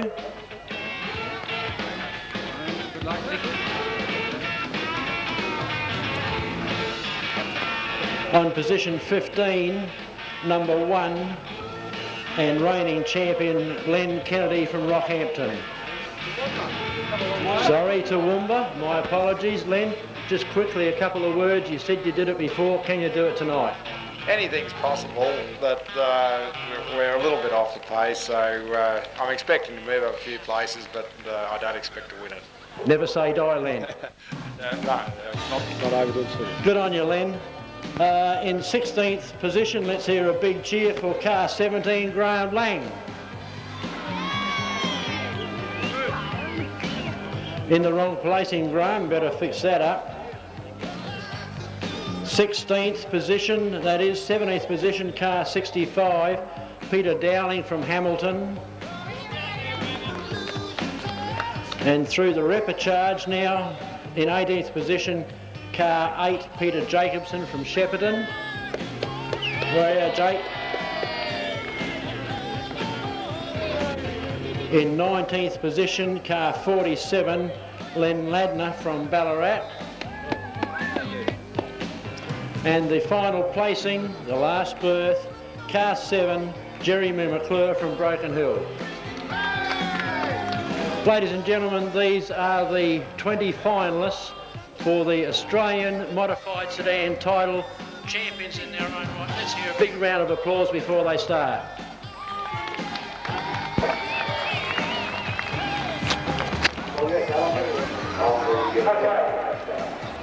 Well, I guess this couple of slow laps is not going to do anything for the nerves of the drivers. No, the adrenaline would be pumping. I noticed the Ian Brims and Harry Brazier, I keep calling him Brassier, but it's Brazier, as he comes around. They're very, very close together. It'll be a battle of nerves between these two drivers. You notice there's only a matter of about 2 or 3 inches between them, and they'll win an Australian Championship, and they're in the starters' hands, Alan. So they're away. Let's look for the green light. We've got the green light away, and it's Harry Brazier who goes around the outside of Ian Brims into the pit corner for the first time. And let's see, one car went very low on the track. I'm not sure who that was, but it looks like Brazier is a car that's going to open up in a league. I see Greg Raymond in the green car going around the outside, and Kim Webber in a good position in 3rd place at the moment. But it's Brazier out in front. Very high. Rod Brady into the fence, and he's up on the dirt. I don't know that he's going to get out of that. Let's see if he can move it.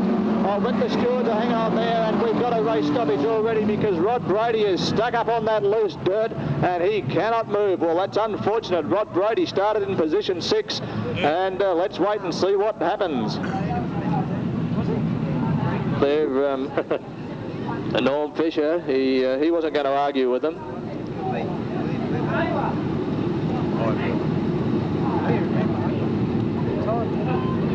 Not sure where 65 is going. Peter Dowling looks got him right on the pace now. Put himself sideways across the track somehow. Yeah. But it could be a bit awkward if they start racing side by side, and it looks like they might do just that at the start.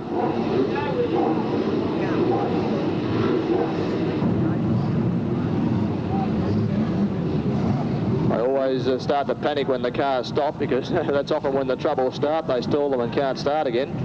At least while they're rolling, they keep that clutch out, and maybe the engine will fire. Well, I think they're all moving these things, but you want to look at what's going on behind. I guess you'll take it very steady around the bends and plant the foot down the straight, and they're away. It's Brazier out in front of Brims and Kim Webber. Look at Spider McCarthy slipping through on the inside. Spider McCarthy was in 5th place. He may get himself into trouble. He's neck and neck with that car on the outside of him, and still Kim Webber a up there in third place. McCarthy has gone through on Brims, and I think that's Raymond trying to go through Brims now.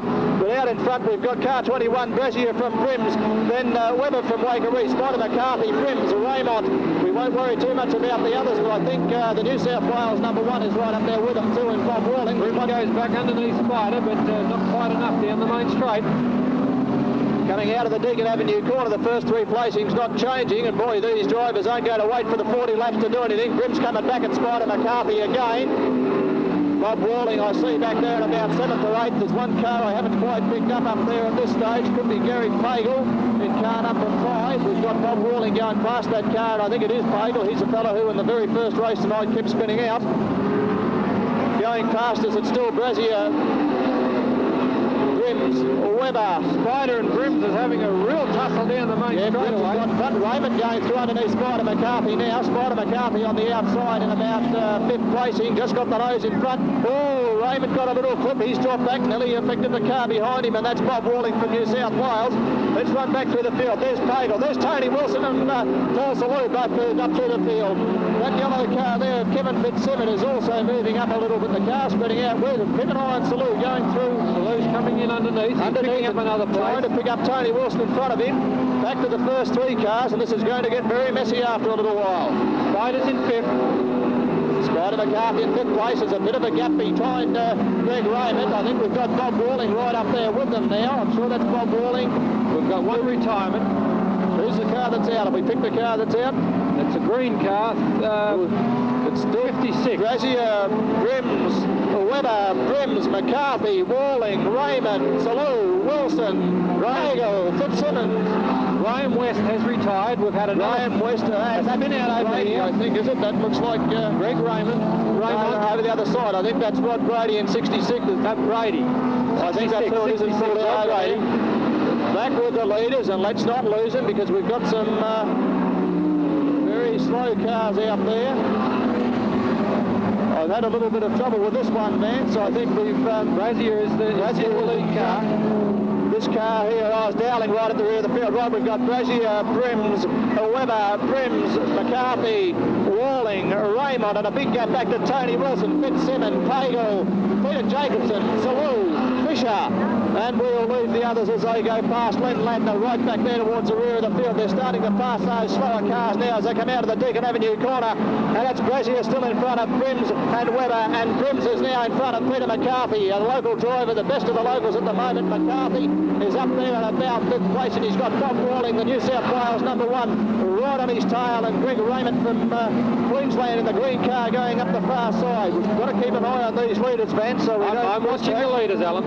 And they haven't changed, but look at the race going on there with Brims number 71. Which Brims is that? That's Ross Brims. That's right on the tail of Kim Webber. Pushing Webber. That leading car is starting to open up a bit of a gap, and Brims goes down on Webber again. Webber, of course, is the South Australian number 1 from Waikerie. He's in 3rd place, but he's got a lot of pressure from Brims, Spider McCarthy, Walling, and Greg Raymond there in number 29. Tony Wilson is trying to make up that gap. He's in the middle of no man's land with Fitzsimmons behind him. And Peter Jacobson, the Victorian number 1, a little further back.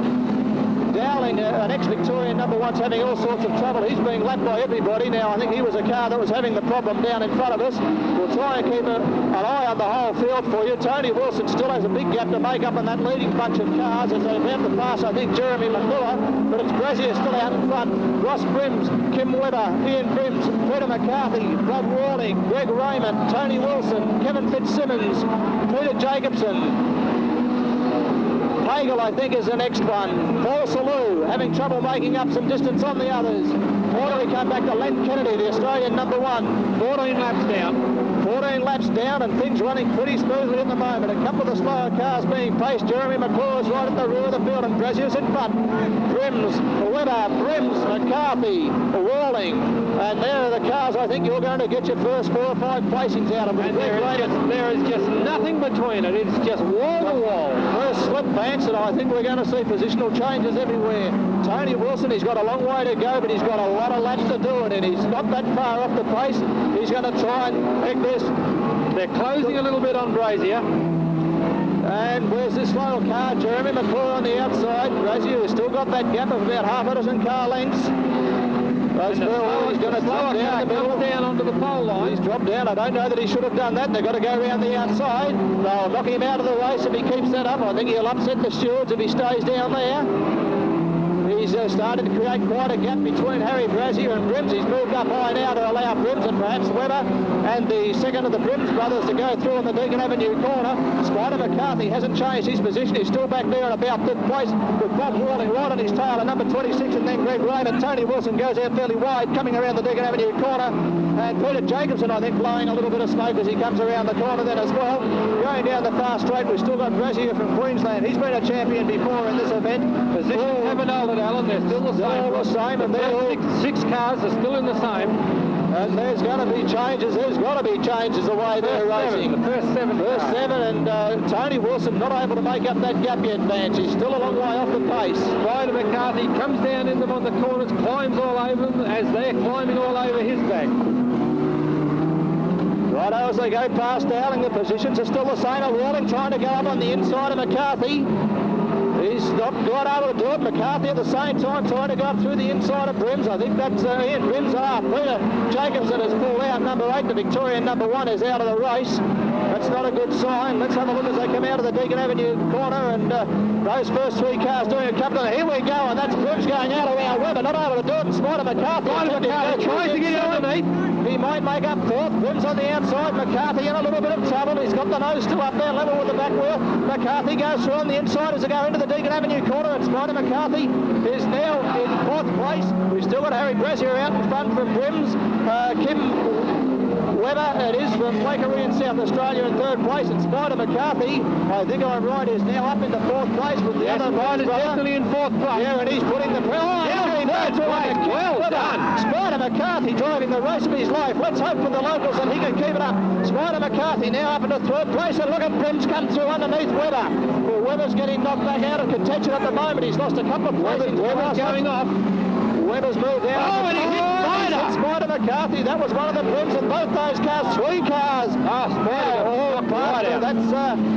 Brims, Webber and Bob Walling all took past Spider McCarthy then just after he got himself up into third place. Well, I'll bet the blood's boiling down there at Spider McCarthy. He worked very, very hard to get up there. There's a bit of smoke coming out of the co-trans car. That's Kim Webber. We've lost our first place getter and all that. I think that's him coming past us. There he is now, just coming past. The second place getter. Look at the fourth, fifth and sixth. Look at the race going on here with it's Bob Walling from New South Wales on the inside of Kim Webber from South Australia. He wasn't able to get past. It's a very, very rough affair going down there, Alan. Fisher must be having trouble. It looks like Norm Fisher on the outside they're passing now. Spider McCarthy is getting a little further off the pace if he doesn't get past some of these cars in a hurry. And Raymond, of course, still behind him. Where's Tony Wilson? Tony Wilson's going fast now. Spider McCarthy's got to reevaluate things now because he's dropping a fair way off the pace. We've got the leading cars passing those slower ones. Spider's in sixth place. Sixth place. He was up in third not very long ago. It's Brazier, Brims. Graham Lang is back in the field a little bit. Kim Webber, Bob Walling, Spider McCarthy, Greg Raymond. Walling has a loose bumper bar on the front of his car. Bob Walling it is with the loose part in the front of the car. Walling attempting to go around Webber at the moment. And here comes our first car, our second car. Forget 17, 35, 46, 6, 71 and 29. And 51 is the next car. And Kevin Fitzsimmons, I'm not sure whether he's been lapped or not. This could get very sticky towards the end of the race as we try to work out just who's in it and who is not. But we'll keep that scary play. We're going past now. Len Ladner, they're at the rear of the field. It's still Harry Brazier from 76. And Ian Brims is climbing all over the back of the lead car of Brazier's. Right up to him. Brazier one small mistake and Brazier will be fast. He had a good lead before, but it's been brittled down. Here goes Spider McCarthy on Bob Walling again, and likewise Kim Webber has worked his way up into third place. Walling's just dived through in front of that slower car, and that was Graham Lang. Spider McCarthy trying to get through underneath him. Oh, we could have some trouble there as Webber nearly got a nudge from Walling. Walling goes out wide. Spider McCarthy trying to go through. Where are the leading cars? Leading cars coming around now past the box. I seem to have lost one of those original leaders. Oh, and we've lost the race stoppage, and that's... on. Bob Walling is in all sorts of trouble, and I would hate to have heard what he said then. The head went back and it went forward again, and he made a few exclamations because I think his car is fairly well wrecked. He will not be happy. I missed exactly what happened. Greg Raymond also was the one that collected him on the front of his car. He will be in trouble. I'm not real sure, and I won't make any statements as to what caused that. I didn't pick it up. I was too busy looking at the actual cars. start of it. I was in fact trying to pick up where Ross Brims is at the moment. I looked up there and noticed Spider was having his car put a little bit sideways at the time, trying to get through to Savoy. So Bob Walling, well, he'll be a disappointed fellow. He was going very well and driving very, very hard, as all those leading cars were.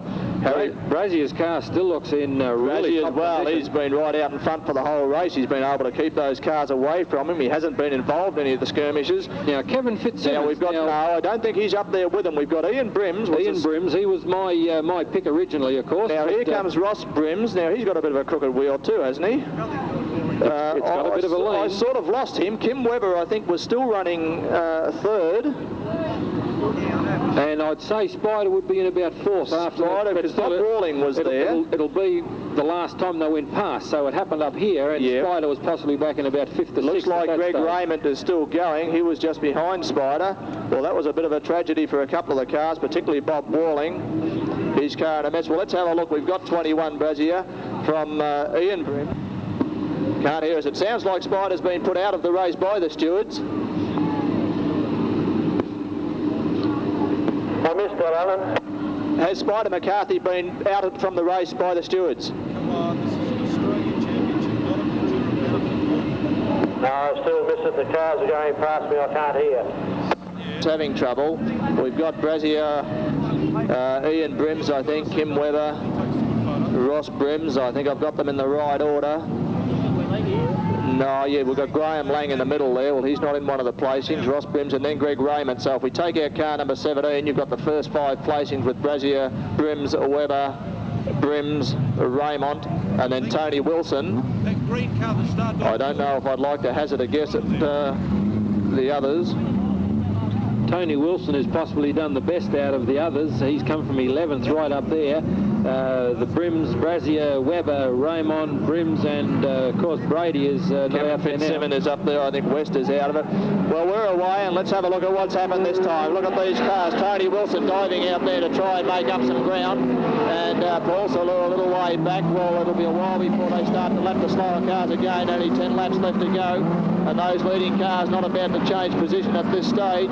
It's Brazier coming out of the Deacon Avenue corner, holding a good line once again, and that track's looking great now with Brims, Webber, Brims, Raymond, and there goes Tony Wilson outside Fitzsimmon. Tony Wilson trying to get out around the outside of the Queenslander, Greg Raymond. Can he do it? If he doesn't do it soon, they're starting to open up a bit of a gap again. We've got a couple of pairs of cars going down there. Everybody trying very, very hard to get at the others. We've still got Brazier in front, and it's Brims going in under Brazier. The inside, Webber that is, under the inside of Webber, unless you're looking at the other pair of cars. That's Brims is now. We've got the 2 Brims in 2nd and 3rd position. Webber's been relegated back to 4th, Raymond, and then Tony Wilson. Who's the car? Fitzsimmon, I think, right behind Tony Wilson, who nearly wore him then. The first Brims, I think, is Ian in 2nd place, Brazier in 1st, and we're starting to get that little bit of a gap between the faster cars. Brazier's cars come off the pace a little bit. There are the brothers racing side by side. Ian and Ross Brims coming out of the Deacon Avenue corner. A little bit of nudging there, and it's now 71. Ross Brims in front of Ian, Kim Webber, Raymond, Tony Wilson, Fitzsimmon. We've got Jeremy McClure. In fact, the next placing would probably be Paul Salou, I think, a little way back, and Brims is coming back, and Brims again. Let's have a look as they go through the Deacon Avenue corner. Webber's dropped back a little way off the pace, not too far though. We've got 71, Ross Brims in front of Ian Brims. He's in 2nd and 3rd place. Tony Wilson's a car I've been watching. Tony's still back there in about 6th place and going out very wide. He's got Fitzsimmon coming through underneath. Kevin Fitzsimmon from South Australia. And a bunch of cars coming out of the Deacon Avenue corner this time, and probably more pressure. I reckon these brothers might start to work together. I wouldn't mind betting we see one go either side of Bradley, the Queenslander. There can only be a few laps left. Here he goes, around on the inside. It's Brims up on the inside. Brazier collected the bumps, out wide, and the other one. We're going to see something happen here. We've got a Brims in front of him and one behind. That's 71. Ross Brims in front of Brazier and Ian Brims. And then it's Weber. Raymond's getting pretty keen. He knows the race is nearly finished. Tony Wilson, I don't think he's going to do any good for a placing, but boy, those first two cars. Look at Ross Brims go, opening up a lead. Yes, he's got a 2 or 3 car lengths now, and I think Ian Brims wants to catch the brother. Come around the outside. I'm trying to see when there can only be a few laps left to go. Look at the first 5 placings. We've got a couple of laps left. We've got Brims, Brazier with a Brims right on his tail. Kim Weber still holding down 4th and Raymond in 5th, but Raymond's under pressure. One lap to go.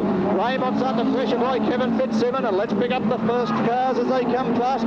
Brims is going to have this race all sewn up now. He's well in front. He only got there in the last couple of laps. He's gone around the outside.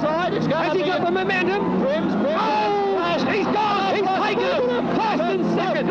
Off on the inside of the track. This could bring Kim Weber up into second place. How can they race on the inside? I don't know what's going to happen there. And look at Raymond come through. Raymond come through for second. Second for Raymond, third for Weber. I'm going to have to wait and see the results. I reckon that Raymond should get second, Weber should get third. Those cars that was second and third that took the infield, What a turn-up. Got to be something happened there. But boy, look, I tell you what, I would not like... They're just taking the checkered flag. I would not like the job of the stewards to sort that out. Well, no doubt Brazier's going to have something to say to me. Vance, they seem to actually race for a lap longer, and I don't know whether that flag was still going just for the tail enders or whether those other fellas were still racing then. I don't think anybody knows where they're finished. Does anyone really know that the race is finished? They're all going to stop now. There's Ladner. Well, he certainly wasn't involved in the finishing. Neither was car number 65. I don't think Paul Salou was up there, but Brazier would certainly be waiting to ask the questions. Brazier's definitely going to have something to say. 5 Bagel, he wasn't there. 71, which is Ross Brims. He'll want to know what happened. 76, Ian Brims. Which was the Brims that went off? Ross Brims, he got out in front. He was the one in front, and Ian Brims was the one that locked up with Brazier. Ian Brims was climbing all over Brazier. And we had some interesting tussles then as Kim Weber and where's Raymond? Raymond's over there. Raymond just got through. As far as I'm concerned, Raymond got through for second. He snuck through, didn't he? Come through very from quickly nowhere. At that last split second. Well, I guess... Are you out there with something to say, Red? I don't know. I've lost there for words because a couple of guys really went way infield. And I really think that Stewart's got a lot of work pulling this one out. Well, there's a few hands been shaken down there, so maybe the decision's been made. The fellas are all smiling. I think at least 4 of the 5 drivers involved are down there with the chief steward. They're not throwing punches, they're smiling and chatting and shaking hands, so hopefully things are smoothed out and they've sorted it all out. But I guess the 2 most disappointed drivers from the race would have to be Bob Walling and...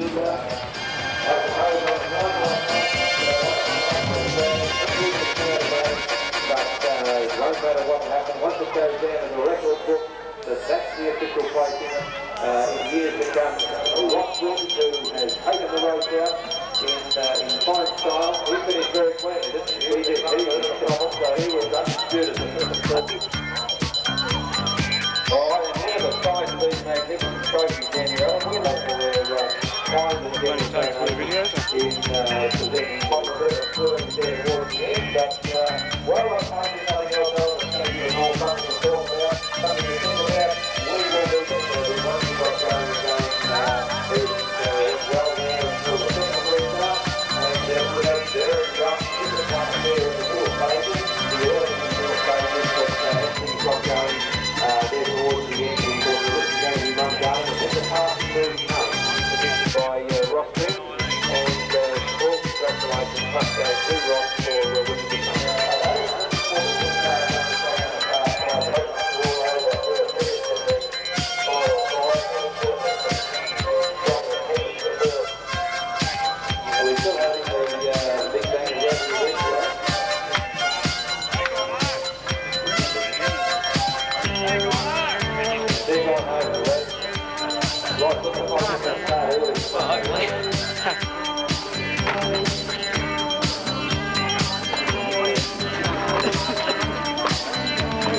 Toowoomba in Queensland, Harry Brazier.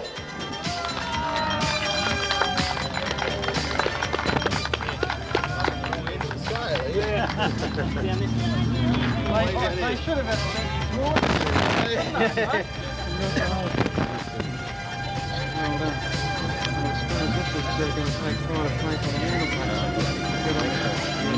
Harry, I guess it's not as good as first, but at least you got into fifth. But down in corner 2, you was leading well. You seemed to slow down and everyone went past. Yeah, I had a little bit of trouble with the track towards the end, and it was throwing the little car around sideways sort of thing going through that corner. And that's when, you know, things come undone. Well, congratulations, at least you're up here with a trophy. Yeah, okay, thanks very much. Okay, so Harry Brazier coming in fifth placing. In fourth, I know we're going to get a big cheer here from Waker in South Australia, car 35, Kim Webber.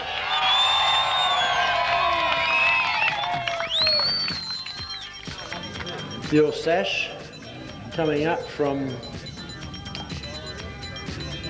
Craig Bilstein. That's sort of the long and the short of it down here. And a trophy. And Kim, you're only a short fella, but stand up on fourth placing there. Kim, you did so well there, not quite where you wanted to be, obviously. Well, this is the first time I've ever finished one of those things, so I'm just happy to do it. Yeah, I ran out of brakes with about 15 or 20 to go and made it hard, but it was a great race. Thanks. Okay, congratulations. Kim Webber from Waikerie in South Australia. Third, from Karoi in Queensland, a long way to come, car 29, Greg Raymond.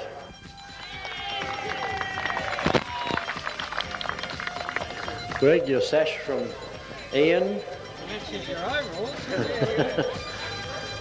Different green.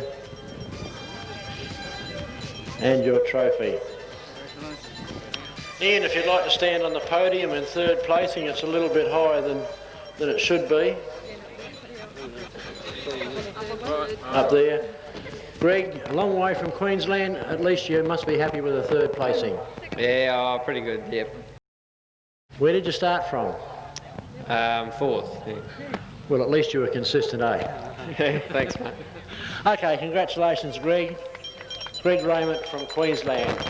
Second placing, the first of the brothers from Mildura in New South Wales, car 76, Ian Brims.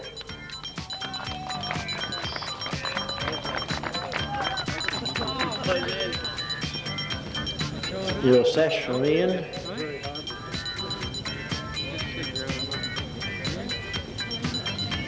And the second place trophy.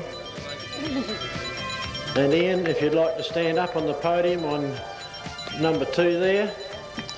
Ian, I spoke to you earlier tonight and you said you really didn't expect to be here, and here you are in second placing.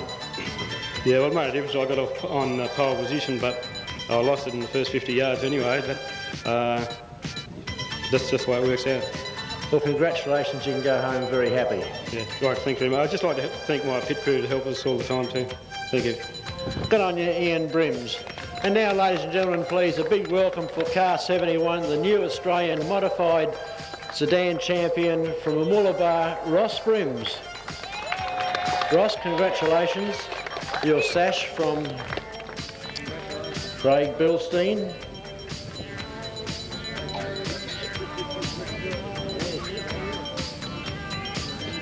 And the trophy. And somehow or other, Ross, I'd like you to stand up on the podium there on number 1 in your rightful place. Ross, are you scared of heights? Probably will be tonight after I get a few beers and then we... Ross, it's an honour and a privilege, obviously, to be up in position 1.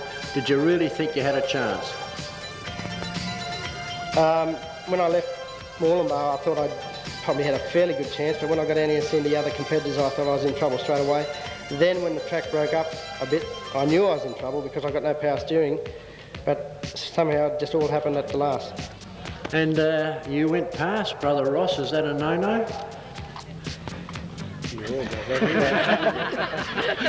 Well, I said before we started, actually his car looked to be going fairly good, or a little bit better than mine, but I said if it happens, it's going to happen all right, you know.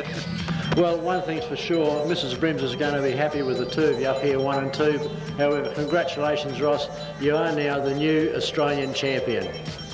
Yeah, thanks very much for that, and I am privileged to have that honour, and I'd just like to thank the Mildura Speedway Club for having us down here, and hopefully we might be back next year. Thank you.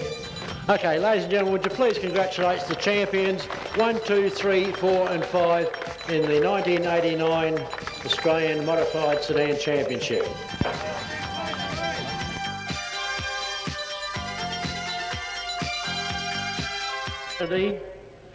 Len, are you around? Len, I believe there's a presentation for you. Len? I'd like to congratulate the winners here tonight. I'll graciously hand over the crown. I didn't really think I had that much chance of getting it back, but I was quite happy finishing where we did. To qualify first and then to finish, I was quite happy with that. I'd like to give a special thanks to Craig Essex for giving me his car to drive here tonight. Thank you. Good on you, and you're certainly a worthy champion over the last few years. So there they are, ladies and gentlemen. Photographers, TV, cameras, roll them.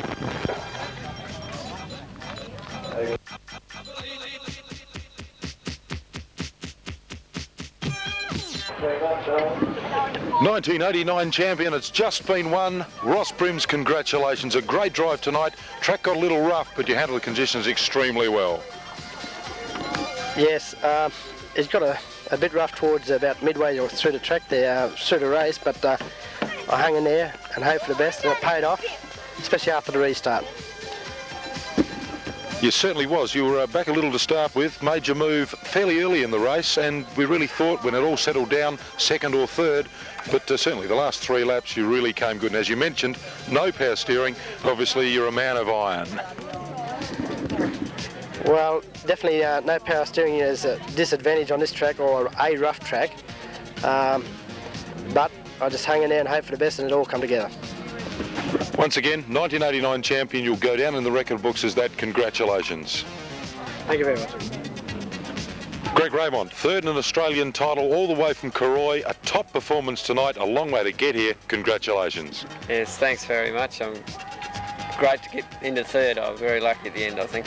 No troubles with the track, cut up and got a little rough in the end? Yeah, a bit rough for my car. She's getting a bit old, my car. Can't match these late model cars, but still goes good. Yeah, gee, those Commodores are fast. Any change on the horizon? Oh, no, I'll stick with this one for a bit longer. You think Ford Power's the way to go? Yeah, up our way, she goes pretty good. Once again, congratulations, third in an Australian title. You won't forget that in a long time. No, thanks very much. Thank you. Having won the South Australian title in, say, controversial circumstances, tonight's Australian title, again controversial. You were the sort of the centre of it, but not really. Fourth placing, congratulations, Kim Webber. Yeah, I was sitting back watching things happen there because I ran out of brakes with about 20 to go and we just cruised around trying to get a finish. Never done it before, so I was wrapped with fourth place. Yes, well, you've run several Australian titles. Obviously, this is the first one you have finished, and finishing on the rostrum, an excellent performance. Yeah, well, I had 2 wins and 2 seconds in my heats and everything just worked out really well. Started third in the final and away we go. As the guys at the moment are tech inspecting the car, well, we know it's right. Congratulations, Kim Webber, fourth 89 Australian title. Okay, thanks a lot, Peter. Thanks, Tom.